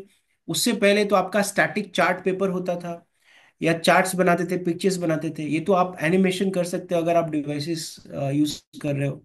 तो हमने फिर टैब बेस्ड लर्निंग बनाया, जिसको हमने विजिट किया। विबग्योर का जो एक नाम था, जो डिजिटल डिवाइस था जो बच्चों के लिए था, उसमें था कि माइक्रो एसडी कार्ड में पूरा करिकुलम भरा है। आप उसको अपने डिवाइस में कर लीजिए, एक अपने टैब ले लीजिए, अपना आपका जो भी टैब है उसमें डाउनलोड हो जाएगा, आपके पास सब कंटेंट होगी। तो ये हमने उस समय किया था। हाँ, बट उसके साथ साथ चैलेंजेस था। हमने जैसे ही आप डिजिटल प्लेटफॉर्म पे बच्चों को ले जाएंगे, आज की तारीख में भी जो गए हैं, और मेरा मानना है कि सबसे पहले तो आप उनको डिजिटल यूज सिखाइए। तो उनको डिजिटल सेफ्टी के बारे में बताना, फिर एक ब्लू रे, सो ये टैब और ये डिवाइसेस से एक ब्लू रे नाम का रे निकलता है जो बच्चों के रेटिना को डैमेज करता है। तो इसके बारे में हमने रिसर्च किया, फिर उसका सोल्यूशन निकाला। उसका सोल्यूशन है कि आप एक टक आप नहीं देखिए, every 20 second you to blink your eye at least once. तो ये सब सिखाया, ये सब इम्प्लीमेंट किया। तो it was a challenging phase, and we learn it then. ये एक और समस्या आ गई कि आपको बैलेंस बनाना है, बच्चों की क्रिएटिव राइटिंग भी चाहिए।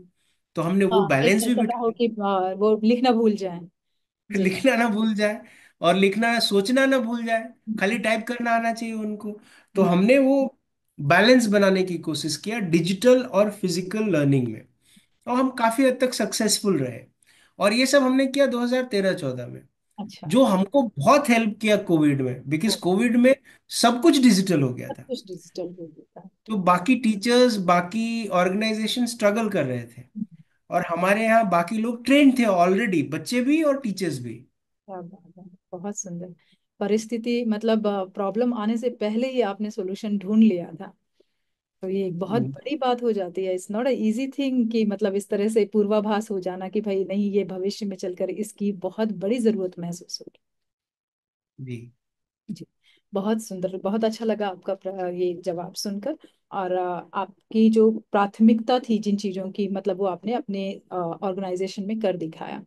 तो जी विभिन्न पढ़ाई जैसी प्रतिष्ठित संस्था में तो ये आपने हमें बता दिया डिजिटल शिक्षण के बारे में।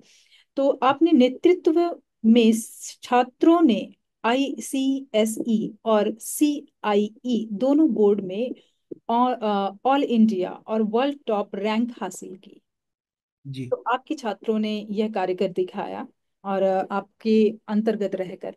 तो आप किस प्रकार के शैक्षणिक दृष्टिकोण को छात्रों की सफलता का आधार मानते हैं? तो शिक्षक तो आपने बताया ही, प्लस किस तरह से आप उनको गाइड करते हैं, काफी हद तक इसका जवाब जो है आप दे चुके हैं। फिर भी मैं, और जो चुनौतियां हैं बच्चों को ट्रेन करने में और इस तरह की क्रीम लेयर निकालने स्कूल जी से, तो स्पेशली उनको, उन बच्चों के साथ किस तरह का के की किस तरह की शिक्षा प्रोवाइड की जाती है उन्हें, आप थोड़ा सा हमें इस बारे में बताएं।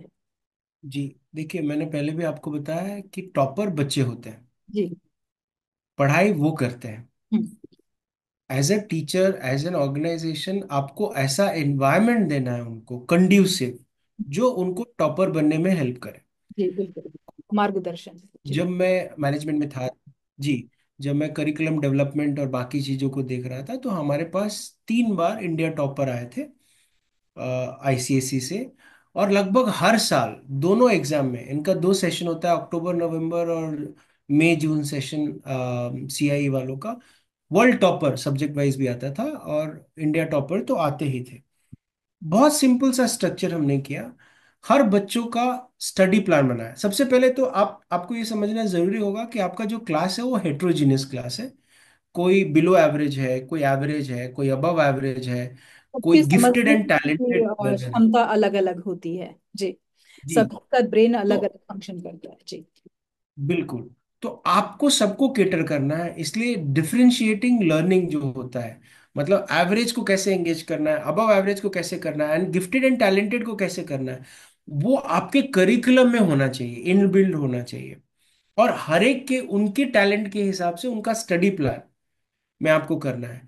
उसके अलावा जैसे as a teacher, as a school, आपको हर बच्चों को कॉन्सेप्ट क्लैरिटी देना ही देना है, उसमें कोई कॉम्प्रोमाइज नहीं। और उसको हम इवेल्युएट भी करते थे। मैं तो आपको जानकर हैरानी होगी, जो टीचर्स अगर 10th को पढ़ाने वाले हैं या 12th को पढ़ाने वाले हैं, हम तो उनकी स्क्रीनिंग में 10th और 12th के क्वेश्चन पूछते थे, रिटन में एग्जाम लेते थे उनका। It was not an insult. अगर आप इसको पॉजिटिवली देखिए, कि अगर आपको उस क्वेश्चंस का आंसर नहीं आता है तो आप बच्चों को ट्रेन कैसे करोगे। ट्रू। अगर आपको 100% आता है और आपने 100% क्लास में पढ़ाया, तो शायद बच्चे 95% उसको स्टोर कर पाएंगे, रिप्रोड्यूस कर पाएंगे 80% जो बिलो एवरेज है। जो गिफ्टेड एंड टैलेंटेड है वो तो आपसे भी आगे जाके वो कर लेंगे। बट जो अब, तो ये जानना बहुत जरूरी है। तो हमारा तो इंटरव्यू होता था, डेमो क्लास होती थी, डेमो सेशन होते थे, जिसमें टॉपिक देते थे, वो प्रिपेयर करके आते थे, एक क्लास लेते थे। बट हम उनको क्वेश्चन पेपर भी देते थे और वो भी इवेलुएट करते थे, ये आप ये सब्जेक्ट पढ़ाने वाले हो, इसकी ये क्वेश्चंस है। और ईमानदारी से हम बोर्ड क्वेश्चन ही देते थे अगर बोर्ड ग्रेडर्स है तो। ऐसा नहीं कि हम 10th वालों को हम ग्रेजुएशन के क्वेश्चन दे रहे हैं, बोर्ड के क्वेश्चन ही दे रहे हैं, लेकिन उसमें आपको 100% तो आना चाहिए। हमारा वो बेर मिनिमम रिक्वायरमेंट था। तो हमारे टीचर भी सब ट्रेन थे, टैलेंट थे। हायरिंग के बाद भी उनका इंटरनल ट्रेनिंग हुआ करता था, फिर कोर्स कंप्लीशन टाइम पे, रेगुलर रिवीजन टाइम पे, फिर उनका मॉक टेस्ट टाइम पे, मॉक टेस्ट का गाइडेंस एक एक क्वेश्चन का। सो करेक्शन भी बहुत मायने रखता है। तो बहुत। अगर आप टिपिकल करेक्शन देखिए तो क्रॉस और टिक करके मार्क्स दिया जाता था। बट हमारे यहाँ करेक्शन कोड था जो हमने लागू किया, अभी भी है। तो अगर स्पेलिंग मिस्टेक है तो कौन सा कोड रहेगा, अगर कॉन्सेप्ट क्लैरिटी है तो क्या होगा, और अगर एकदम गलत है तो आपको रीराइट करके वो आंसर देना है। तो हम एक्चुअली बोर्ड के टीचर्स को वर्कलोड भी कम देते थे बाकी टीचर से, ताकि वो सब ये सब के लिए समय निकाल पाए और बच्चों को 1 to 1 गाइड करें। फिर हमने इनको मेंटोर टीचर का कॉन्सेप्ट रखा था, हर 5 बच्चों पे एक टीचर जो उनको गाइड करे। उनको कोई समस्या है, उनको कोई पर्सनल प्रॉब्लम है, उनको कोई फैमिली प्रॉब्लम है, कभी कभी ऐसे भी सिंगल पेरेंट चाइल्ड होते थे, इमोशनल प्रॉब्लम थे घर पे, तो हमने पेरेंट्स की भी काउंसलिंग करवाई है बच्चों से। वो सुन, तो जब जैसे आप इन्वॉल्व होंगे ये सारी चीजों में, रिजल्ट तो बाय प्रोडक्ट है, प्रोसेस इंपॉर्टेंट है। सही कहा, बिल्कुल सही कहा आपने कि प्रोसेस बहुत इंपॉर्टेंट है। और ये छोटी छोटी सी समस्याएं दिमाग में पड़ी हुई, जो ये छोटी छोटी सी समस्याएं, इनको हल करने से एक बहुत बड़ी अचीवमेंट हो जाती है। जो आपने कहा जी। कि पेरेंट्स के दिमाग में और घर में क्या परिस्थिति चल रही है, बच्चा उसे फेस करके किस तरह से परफॉर्म कर रहा है पाठशाला में, स्कूल में, ये बहुत मैटर करता है।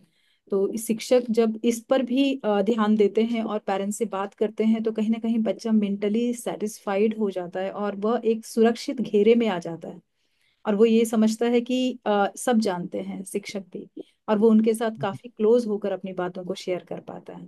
बिल्कुल बिल्कुल, इसलिए हमने हर 5 बच्चों पे एक मेंटोर रखा था, जिनका टाइम रहता था उनका प्रोग्रेस, लाइक उनके अगर 10th में एग्जाम दे रहा है तो 8 से सब्जेक्ट वाइज उनका परफॉर्मेंस कैसा है, वो ऊपर जा रहा है, नीचे जा रहा है, क्या डिफिकल्टी, वो नोट्स बनाया जाता था। फिर उसको हर एक मीटिंग में पेरेंट्स और बच्चों से डिस्कस किया जाता था, उस पर साइन लिया जाता था, मिनट्स बनाया जाता था, और हर एक बार रिव्यू किया जाता था ऑलमोस्ट मंथली।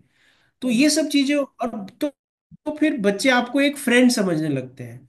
तो वो अपने घर की बातें भी शेयर करते हैं, इनफैक्ट वो पेरेंट्स से ज्यादा शेयर करते हैं वो टीचर से। जी जी जी, बिल्कुल कभी कभी सही। तो पेरेंट्स शॉक हो जाते थे कि ये बात आपको कैसे पता चली। बिल्कुल बिल्कुल, पेरेंट्स बाद में आते हैं, और टीचर को पहले पता होता है कि बच्चा क्या फेस कर रहा है। सही बात है। और अब वो टीचर्स को ज्यादा ट्रस्ट गहन, करते हैं। बहुत सही चीज, ये बहुत इंपॉर्टेंट बात है कि इतना गहन अगर एनालाइजेशन हो तो बच्चा परफॉर्म तो करेगा ही। वो जब तक एग्जाम देने का समय आएगा तब तक वो बहुत पूरी तरह। अच्छा, कभी कभी आपने देखा है कि बच्चे, ना कि सिर्फ घर की परिस्थिति, स्कूल में भी इस तरह का कंपटीशन हो रहा होता है, और कहीं ना कहीं बच्चे कुछ इस तरह की प्रॉब्लम फेस कर रहे होते हैं कि जो स्टूडेंट ही है वो ग्रुप बना लेते हैं, किसी एक बच्चे को ग्रुप से अलग कर देते हैं, और वो बच्चा बहुत ही लोनली अलोन फील कर रहा है, और वो किसी से नहीं बता पा रहा है, और इसका असर उसकी पढ़ाई पर और एजुकेशन पे पड़ रहा है। तो जी, ये होता है। इस तरह की प्रॉब्लम को, इस समस्या को कैसे सुलझाते थे आप? वो होता है, एंड इसके लिए उनको ओपन अप होने के लिए हम बहुत अपॉर्चुनिटीज देते हैं, जैसे मैंने एक मेंटर बताया। उसके साथ साथ हमारे पास ट्रेन साइकोलॉजिस्ट और काउंसलर रहते थे, जिनको बच्चों को एक्सेस होता था, उनसे जाके मिले। और प्लस हम भी ऑब्जर्व करते थे, वीडियो लगा था, सीसीटीवी था, प्लस क्लास ऑब्जर्वेशन होता है, तो हमको पता चलता है कौन किसको बुली कर रहा है, फिर उसको कैसे टैकल करना है। तो मतलब एज अ टीचर और as an educator we have to keep your eyes and ears open. You can't just say that my job is teaching, I will complete this lesson and I will come out of the classroom. ये philosophy से बाहर जैसे ही आप निकलेंगे, जैसे ही आप उस बच्चे को अपना बच्चा समझेंगे, इनफैक्ट अपने बच्चे से बढ़ के समझेंगे। मैं तो किसी कभी कभी ऐसा सोचता हूँ कि मैंने जो अपने स्कूल के बच्चों के लिए जितना किया, अपने बच्चों के लिए नहीं कर पाया। तो जब आप वो फीलिंग देंगे तो ऐसी सिचुएशन नहीं आएगी। कुछ एक सिचुएशन आती है जिसको फिर हम ट्रेंड प्रोफेशनल्स होते हैं, जिसको ट्रेंड साइकोलॉजिस्ट और काउंसलर्स होते हैं, उनके हेल्प से भी हमको गाइड करना पड़ता है। जैसे मैं एक एग्जांपल दूंगा, एक स्पेशली एबल्ड बच्चा था मेरी क्लास में, विशु चाहे। बहुत सुपर इंटेलिजेंट, बट उसका प्रॉब्लम ये था कि जब आप कोई भी टीचर पढ़ाते हैं तो वो अपना एक उंगली है ऐसा ऐसा करता था बेंच पे, तो उससे पूरी क्लास डिस्टर्ब होती थी, पूरी क्लास डिस्टर्ब होती थी। और फिर ये सिचुएशन आया, हम लोग पे आया, फिर हम जितने भी स्टाफ है, 6 7 8 लोग जो क्लास को हैंडल करते हैं, ये सिचुएशन आया पहले वीक में ही। फिर हम लोग ने सोचा इसका क्या उपाय किया जाए, बिकॉज आप उसको डांट देंगे या उसको मना करेंगे तो 2 मिनट के लिए तो चुप हो जाएगा, बट फिर वो उसकी आदत थी। आपको पता है हमने क्या सोल्यूशन सोचा? मेरे फिजिक्स लैब में एक रबर पैड होता था, ट्यूनिंग फोक को जिसपे हिट करते हैं। वो उसकी उंगली के हमने नीचे, वो रबर पैड उसके यहाँ रखा डेस्क पे। बेटा इसमें तो बजा। जब वो कर रहा था तो आवाज भी नहीं आ रही थी, बट क्योंकि वो उसका हैबिट। इनबिल्ट है। Correct correct correct. अब उससे क्या हुआ, वो बच्चे ने भी समझा कि मेरी कोई कद्र कर रहा है, ये नहीं कि सिर्फ मुझे डांट रहा है, डपट रहा है। और बाकी बच्चों को भी डिस्टर्ब होना बंद हो गया, टीचर को भी डिस्टर्ब होना बंद हो गया। तो कभी कभी आपको out of the box solution निकालना पड़ता है। कि सांप भी मर जाए और लाठी भी ना टूटे। जी। तो अभी तक ऐसे सब चीजें मुझे याद है तो मैं शेयर कर पाता हूँ। तो अभी जस्ट मुझे बहुत याद बहुत आया सही तो बात बताई। एक्चुअली हमने भी यहाँ पे जब भी देखा कि यहाँ ऐसा है कि हर क्लास में, नॉट कि यहाँ ऐसा है, स्कूल्स में ऐसा होता ही है कि हर क्लास में एक बच्चा तो ऐसा है कि जो हाइपर चाइल्ड होता है या स्पेशल चाइल्ड होता है, और वो पूरी क्लास में उसे टैकल करना एक सबसे बड़ी चुनौती हो जाती है शिक्षक के लिए।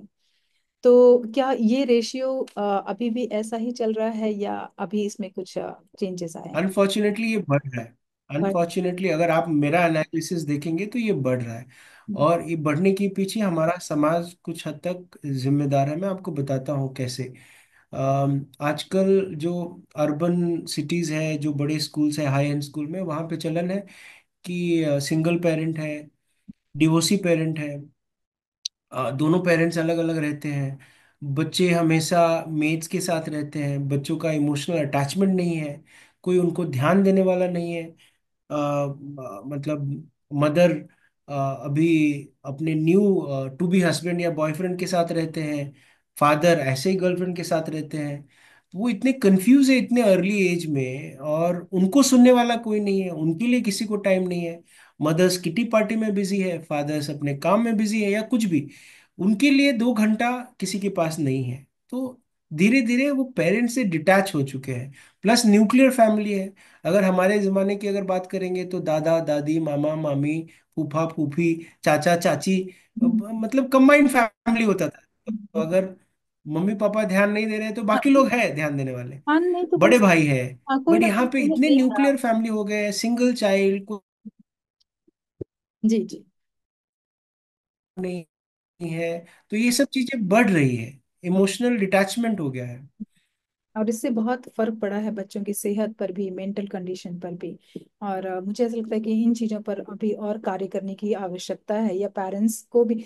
ये जो बदलता हुआ समाज है, शायद यही हमारे पास अल्फा बीटा इस तरह के बच्चे, जेनजी टाइप के बच्चे लेकर आ रहे हैं। और शिक्षकों को भी हम्म, बहुत बड़ी चुनौती का सामना करना पड़ रहा है, एंड प्लस अभिभावकों को भी, और ना कि वो बच्चे भी बहुत परेशान हो रहे हैं। तो इन चीजों बिल्कुल बिल्कुल। में पढ़ाई, मतलब शिक्षा तो एक तरफ की बात हो गई है। पहले तो हमें ये इंटरनली बिल्डिंग जो है, उनका जो बिल्डअप हो रहा है, उन पर ध्यान देने की बहुत ज्यादा आवश्यकता है। बहुत ज्यादा आवश्यकता है, अदरवाइज ये आउट ऑफ कंट्रोल हो सकता है कभी भी। जी जी, बिल्कुल आउट ऑफ कंट्रोल हो सकता है, क्योंकि क्यों उनका जो बेस है, जो उनकी नींव है, वही डगमगा रही है। और जब बेस बिल्कुल डगमगा जाएगा तो वो बच्चा खड़ा कैसे हो पाएगा? उसकी आने वाली पूरी जो पूरा भविष्य है, वो कहीं ना कहीं खतरे पे है। जब वो, आप पेरेंट्स उसे नहीं हैंडल कर पा रहे हैं, तो उसका पार्टनर कहाँ से उसे मिलेगा, और वो पार्टनर कैसे हैंडल करेगा उसे? तो उसकी अपनी बिल्कुल जिंदगी बिल्कुल। खतरे में है। तो एजुकेशन तो तब आता है जब आप पूरी तरह से स्टैब्लिश हो मेंटली। और जब आप स्टैब्लिश ही नहीं हो पाएंगे तो शिक्षा कैसे ले पाएंगे? जी। बिल्कुल, हम बहुत सही तरीके से जा रहे हैं। अब हम आपसे अपना आखिरी सवाल पूछने जा रहे हैं कि आपने विभिन्न राज्यों और कानूनों के अनुरूप संस्थागत नीतियां बनाई और उन्हें लागू भी किया। भारत जैसे हम्म, विविधतापूर्ण देश में क्या आपको लगता है कि शैक्षणिक संचालन को कानूनी ढांचे में बनाए रखना एक चुनौती है? यदि हाँ, तो कैसे? काफी हद तक आपने बिल्कुल इसका जवाब दिया है। जी। बिल्कुल है। और बहुत अच्छा क्वेश्चन है, बहुत रेलेवेंट है। और जो लॉ मेकर्स है हमारे कंट्रीज को, जो एमपीज एमएलए है, उसको उनको ये बात पे सोचना चाहिए। अनफॉर्चुनेटली इंडिया में एजुकेशन और हेल्थ केयर, ये दोनों पॉलिटिकल सिस्टम में आते हैं। इसमें बहुत पॉलिटिक्स होता है, जबकि मेरा मानना है कि ये दोनों ऐसी चीज है जिसमें पॉलिटिक्स नहीं होना चाहिए। Basic basic their needs. Has to be zero compromise on the. True. दूसरा हेल्थ केयर, वो बेसिक बेसिक है। बेसिक नीड्स है। और वो सबको ये अधिकार लॉ है, में। एक मानव का, मतलब एक बच्चे का अधिकार है कि अगर वो बिल्कुल। कहीं पर भी पैदा हुआ है कंट्री में, तो ये चीजें तो उसको बेसिकली मिलनी ही मिलनी चाहिए। तो लॉ मेकर्स को ये समझना पड़ेगा, जो कानून बनाते हैं, कि जितनी जल्दी वो अपने डिफरेंसेस को सॉर्ट आउट करके इन दो चीजों पे प्रोग्रेसिव काम करे, उतनी जल्दी इंडिया के लिए अच्छा होगा, भविष्य के लिए अच्छा होगा। सबसे मेन तो अगर आप देखेंगे इसमें, हमारे देश में due to this political system unequal access है, इंफ्रास्ट्रक्चर की बहुत कमी है। अगर आप विलेजेस और बाकी जगह पे जाएंगे तो रिसोर्सेज, जो ह्यूमन रिसोर्स है, बाकी रिसोर्स है, लैब, लाइब्रेरी, फैसिलिटी नहीं है। जो बहुत ज़रूरी है, गर्ल चाइल्ड के लिए अलग टॉयलेट नहीं है। मैं खुद हम्म। इस सब से जूझता रहा हूँ, और गांव खेड़े में जाके मैं पता करते रहा हूँ। तो थोड़ी स्थिति बेहतर हुई है, बट जिस हिसाब से होनी चाहिए उस हिसाब से नहीं हुई है। इंफ्रास्ट्रक्चर एक चीज, इक्वल एक्सेस एक चीज है, टैलेंट जैसे आपने बोला बिहार के लोगों में बहुत टैलेंट है, ऐसे बहुत सारे गांव के लोगों में बहुत टैलेंट है। बट उनको जो एक्सेस है हमारे सिस्टम का, हमारे रिसोर्सेज एक्सपोजर का, नहीं मिलता। जी। अनफॉर्चुनेटली वो एक्सेस, वो अपॉर्चुनिटीज उनके पास नहीं है। इसलिए ज्यादातर जो टैलेंट है वो दब के रह जाती है, सब तो रह जाए। वो लुप्त हो जाती है। जी जी। फिर तीसरा जो सबसे मेन चीज है वो ये जो कांस्टेंट चेंज इन रेगुलेशन है। किसी को भी कंप्लायंस के अगेंस्ट नहीं जाना है, लेकिन ये जो लॉ मेकर है वो हर 2 साल में, 5 साल में गवर्नमेंट चेंज, उनकी पॉलिसीज चेंज, उनके रेगुलेशन चेंज, ये उनको सोचना पड़ेगा। आपकी सरकार आएगी जाएगी, बट देश तो वही है। तो कुछ कुछ रेगुलेशन आपको ऐसा रखना चाहिए जो फ्यूचरिस्टिक हो, जो आपको चेंज नहीं, क्योंकि ऐसा होता है कि आपने एक रेगुलेशन लाया, जब तक वो इम्प्लीमेंटेशन स्टेज तक आया आपकी गवर्नमेंट चेंज हो गई और दूसरी गवर्नमेंट में वो रेगुलेशन। तो इन सब चीजों पे बहुत काम करने की जरूरत है, और ये बहुत बड़ा चैलेंज है इंडियन। बड़ा चैलेंज है। आप जब तक ये सॉल्व नहीं होगा हमारी रिसोर्स की स्थिति बात कर रहे एज ए हैं, कंट्री। आप जो रिसोर्स की बात कर रहे हैं, ना कि सिर्फ एजुकेशन सेक्टर में, मतलब आप अस्पतालों में चले जाएं गवर्नमेंट के, वहां पर भी रिसोर्स इतना कम है। तो ये क्यों है? क्यों नहीं इन चीजों पर काम किया जा रहा है? और अगर ज्यादा से ज्यादा सुनाई देता है कि कोई भी गवर्नमेंट है वो वोट गेटिंग गेन करने के लिए मोस्टली धार्मिक चीजों पर ज्यादा फोकस कर रही है, तो ठीक है आप करिए उस पर, लेकिन जो मेन मुद्दा है, जो भविष्य है बच्चों का, उस पर सबसे ज्यादा मुझे ऐसा लगता है कि उन्हें ध्यान देना चाहिए। हम्म। मैं तो ये बोलता हूँ आपको जिस पे पॉलिटिक्स करना है करिए, बट बेसिक जो नीड्स है, जो बेसिक रिक्वायरमेंट है सिटीजन्स का, उसको आप पूरा कीजिए। उसके अलावा आपको जिस पे पॉलिटिक्स करना है करिए। बिल्कुल बिल्कुल सही बात कह रहे हैं आप, और बहुत सही बात कह रहे हैं। अच्छा, जाते जाते मैं ये कहना चाहूंगी कि आप हमारे अभिभावकों को या हमारे दर्शकों को क्या संदेश देना चाहेंगे? मेरा संदेश बहुत सिंपल है। बच्चे बहुत हमारे देश के उज्जवल भविष्य है, इनफैक्ट वर्ल्ड के, अब तो ग्लोबल सिटीजन है, बहुत उज्जवल भविष्य है। बट वो बहुत सेंसिटिव भी है। आजकल जो मैंने अभी एक मुद्दा उठाया, उनको जो मेंटल प्रॉब्लम्स है या उनको जो प्रॉब्लम्स है उनको कोई सुनने वाला नहीं है। कहीं ना कहीं हम लोग डिटैच होते जा रहे हैं अपने खुद के बच्चों से, चाहे वो टीचर हो चाहे वो पेरेंट्स हो। मेरा सजेशन सबसे यही है कि ये अर्ली एजेस में, अर्ली स्टेजेस में जब उनका मेंटल डेवलप हो रहा है, उनको कोई एक साथी चाहिए जो उनकी बातें सुने। क्योंकि अब वो प्रथा भी चली गई जहाँ पे दो तीन बच्चे होते थे तो बड़ा भाई छोटे छोटे बहन को संभाल लेता था, उनको सुनता था। पर अब वो नहीं है, सिंगल चाइल्ड है, ज्यादातर जगहों पे सिंगल चाइल्ड है, उनको कोई सुनने वाला नहीं है। तो मानना चाहिए कि मानना है कि आप अपने बच्चों का सुने, समझे, उनको समझे। जब तक आप उनको कैसे समझेगी। दूसरा जो ये प्रेशर है जो अब बहुत कम हो गया है कि मेरे बेटे को डॉक्टर ही बनना है, इंजीनियर ही बनना है, बिना बेटे से पूछे या बिना बेटी से पूछे, वो कम कीजिए। अब वो जमाना नहीं रह गया। In fact there are so many creative fields जहाँ पे वो बहुत एक्सेल कर सकते बहुत हैं। अच्छा सही और जो दिल से करे, जो दिल से करे, टैलेंट। वो उसमें वो एक्सेल होंगे। बिल्कुल। जैसे मैंने बोला, मैंने कहा कि मैं बचपन से चाहता था कि मैं शिक्षा के क्षेत्र में काम करूं। तो मैंने इस क्षेत्र, और मुझे कोई प्रेशर नहीं था, किसी से प्रेशर नहीं था। शायद ज्ञान की कमी, नॉलेज, पर मुझे कोई प्रेशर नहीं था, पेरेंटल प्रेशर या पीयर प्रेशर कि आपको इंजीनियर ही बनना है। तो शायद इसलिए मैं अपना बेस्ट दे पाया और दे पा रहा हूँ।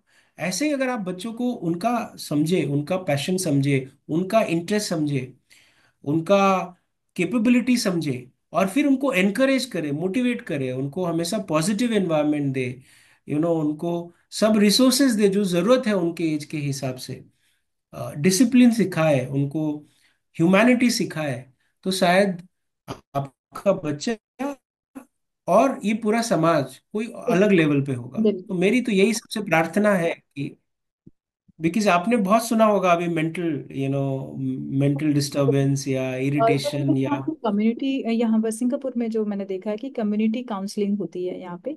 तो इस तरह के सेंटर्स बनाए जाते हैं, एक पर्टिकुलर क्लस्टर में ही एक एक सेंटर होते हैं इस तरह से। तो लोग वॉलंटियरली आकर के उनको काउंसिल करते हैं, पेरेंट्स की सुनते हैं, बच्चों की सुनते हैं। क्योंकि ये बढ़िया। कम्युनिटी, हाँ, क्योंकि वो कम्युनिटी है तो जो भी प्रॉब्लम होगी, और बच्चों के बड़े अधिकार यहाँ पर दिए हुए हैं कि अगर आपको पेरेंट्स ऊंची आवाज में भी बात करते हैं, you can dial the number two police, police वाह। आपके घर तक आ जाएगी। तो ये कहीं ना कहीं वाह। ऐसा तो कि कुछ कुछ अच्छी चीजें हमको सिंगापुर से भी सीखना पड़ेगा। सिंगापुर में बहुत सारे अनुसुईया जी का मानव हेल्प लेना अधिकार, पड़ेगा जी, यहाँ पे। मानव अधिकार बहुत ज्यादा है यहाँ पर। तो जी। जो चीज हम लोग फेस करते थे कि माँ बाप ने उठाई चप्पल मार दिया या ऐसा कुछ, यहाँ नहीं होता है। इवन शिक्षकों को भी बहुत स्ट्रिक्टली मना किया जाता है कि कुछ भी हो जाए आप बच्चे को टच नहीं कर सकते हैं, ना उसके कान पकड़ सकते हैं, ना ही आप उस पर किसी भी तरह की अब्यूज लैंग्वेज यूज कर सकते हैं। तो बहुत जी। सारी चीजें ऐसी हैं कि आप वो पहले वाला ढर्रा लेकर नहीं चल सकते, बहुत चीजें सीखनी पड़ेंगी, और सीख रहे हैं हम लोग यहाँ पर आकर। और यहाँ की मैं मानती हूँ कि बहुत सारी चीजें ऐसी हैं कि ऐसा लगता है कि कभी कभी बच्चे भी एक्सेस निकल जाते हैं, मतलब वो अपने अधिकार को कभी कभी मिस यूज भी करते हैं। करेक्ट। बैलेंस नहीं है। बैलेंस नहीं हो पाता है, हर क्षेत्र में ऐसा है, तो बैलेंस करने की जरूरत है। और बैलेंस वही है कि जहाँ संतुलन नहीं है और संतुलन बिगड़ा तो कुछ ना कुछ तो टूटेगा ही, कुछ ना कुछ तो खराब होगा ही, बिल्कुल बिल्कुल। चाहे वो खैर, समाज। फिजिकल और कॉर्पोरल पनिशमेंट तो इंडिया में भी नहीं है, ज्यादातर स्कूल्स को फॉलो करती है, कुछ एक स्कूल नहीं कर पाती, उसके अगेंस्ट एक्शन होता है। बट मेरा जो इशारा था वो था मेंटल वेलबींग पे, जो डिप्रेशन होता है, जिसको इंडियन समाज में ज्यादा समझ भी नहीं है, बहुत सारे लोगों को जो नहीं समझते कि ऐसा कुछ होगा, उनको मालूम ही नहीं डिप्रेशन क्या होता है। क्योंकि वो अपने बच्चों के साथ नहीं रहते, उनको सुनते नहीं है, उनका कोई सुनने वाला नहीं है। तो ये स्पेस पे बहुत काम करने की जरूरत है। जो गवर्नमेंट को करनी है वो तो उनको करनी है, बट जो हमको करनी है as a parent, as a teacher, as colleague, that is something that we have to do, and we have to promote all these things so that our society is a good society, livable society, good for everyone. सही तो कह रहे मेरा तो यही message हैं। रहेगा ये सभी एक अपने आप से। में एक इतना बड़ा मुद्दा है कि हम इस पर चर्चा जरूर रख सकते हैं, क्योंकि अब जो गैप इतना बड़ा आ चुका है, डिजिटल जो एंट्री हो गई है इंसान के जीवन में, और उससे वो सबसे बड़ा फ्रेंड बन गया है। उन्हें लगता है कि सारा सोल्यूशन इसी डिजिटल के अंदर है। इंसान इंसान से डिस्कनेक्ट होकर के मशीन से कनेक्ट हो गया है, मशीन के साथ ज्यादा सहज, बिल्कुल बिल्कुल। इंसान के साथ बहुत सहज नहीं सुंदर, रह गया बहुत है। सुंदर बात है। जी। बहुत तो सुंदर। ये एक अपने आप में बहुत बड़ा मुद्दा है, जब कभी मौका मिलेगा तो आपसे जरूर इस पर चर्चा की जाएगी। बंसी जी, आपसे बात करके, आपसे बहुत सारा ज्ञान हासिल करके, आपकी जानकारियों के बारे में जानकर, आपके एक्सपीरियंस के बारे में जानकर बहुत अच्छा महसूस हुआ। और मुझे ऐसे लगता है कि आपसे बात करना हमारे लिए बहुत बहुत बड़ी सार्थकता है कि आप हमारे इस मंच पर आए और हमें आपने इतना सारा ज्ञान दिया और इतनी सारी बातें बताई जो कि सचमुच में बहुत बहुत महत्व रखती हैं।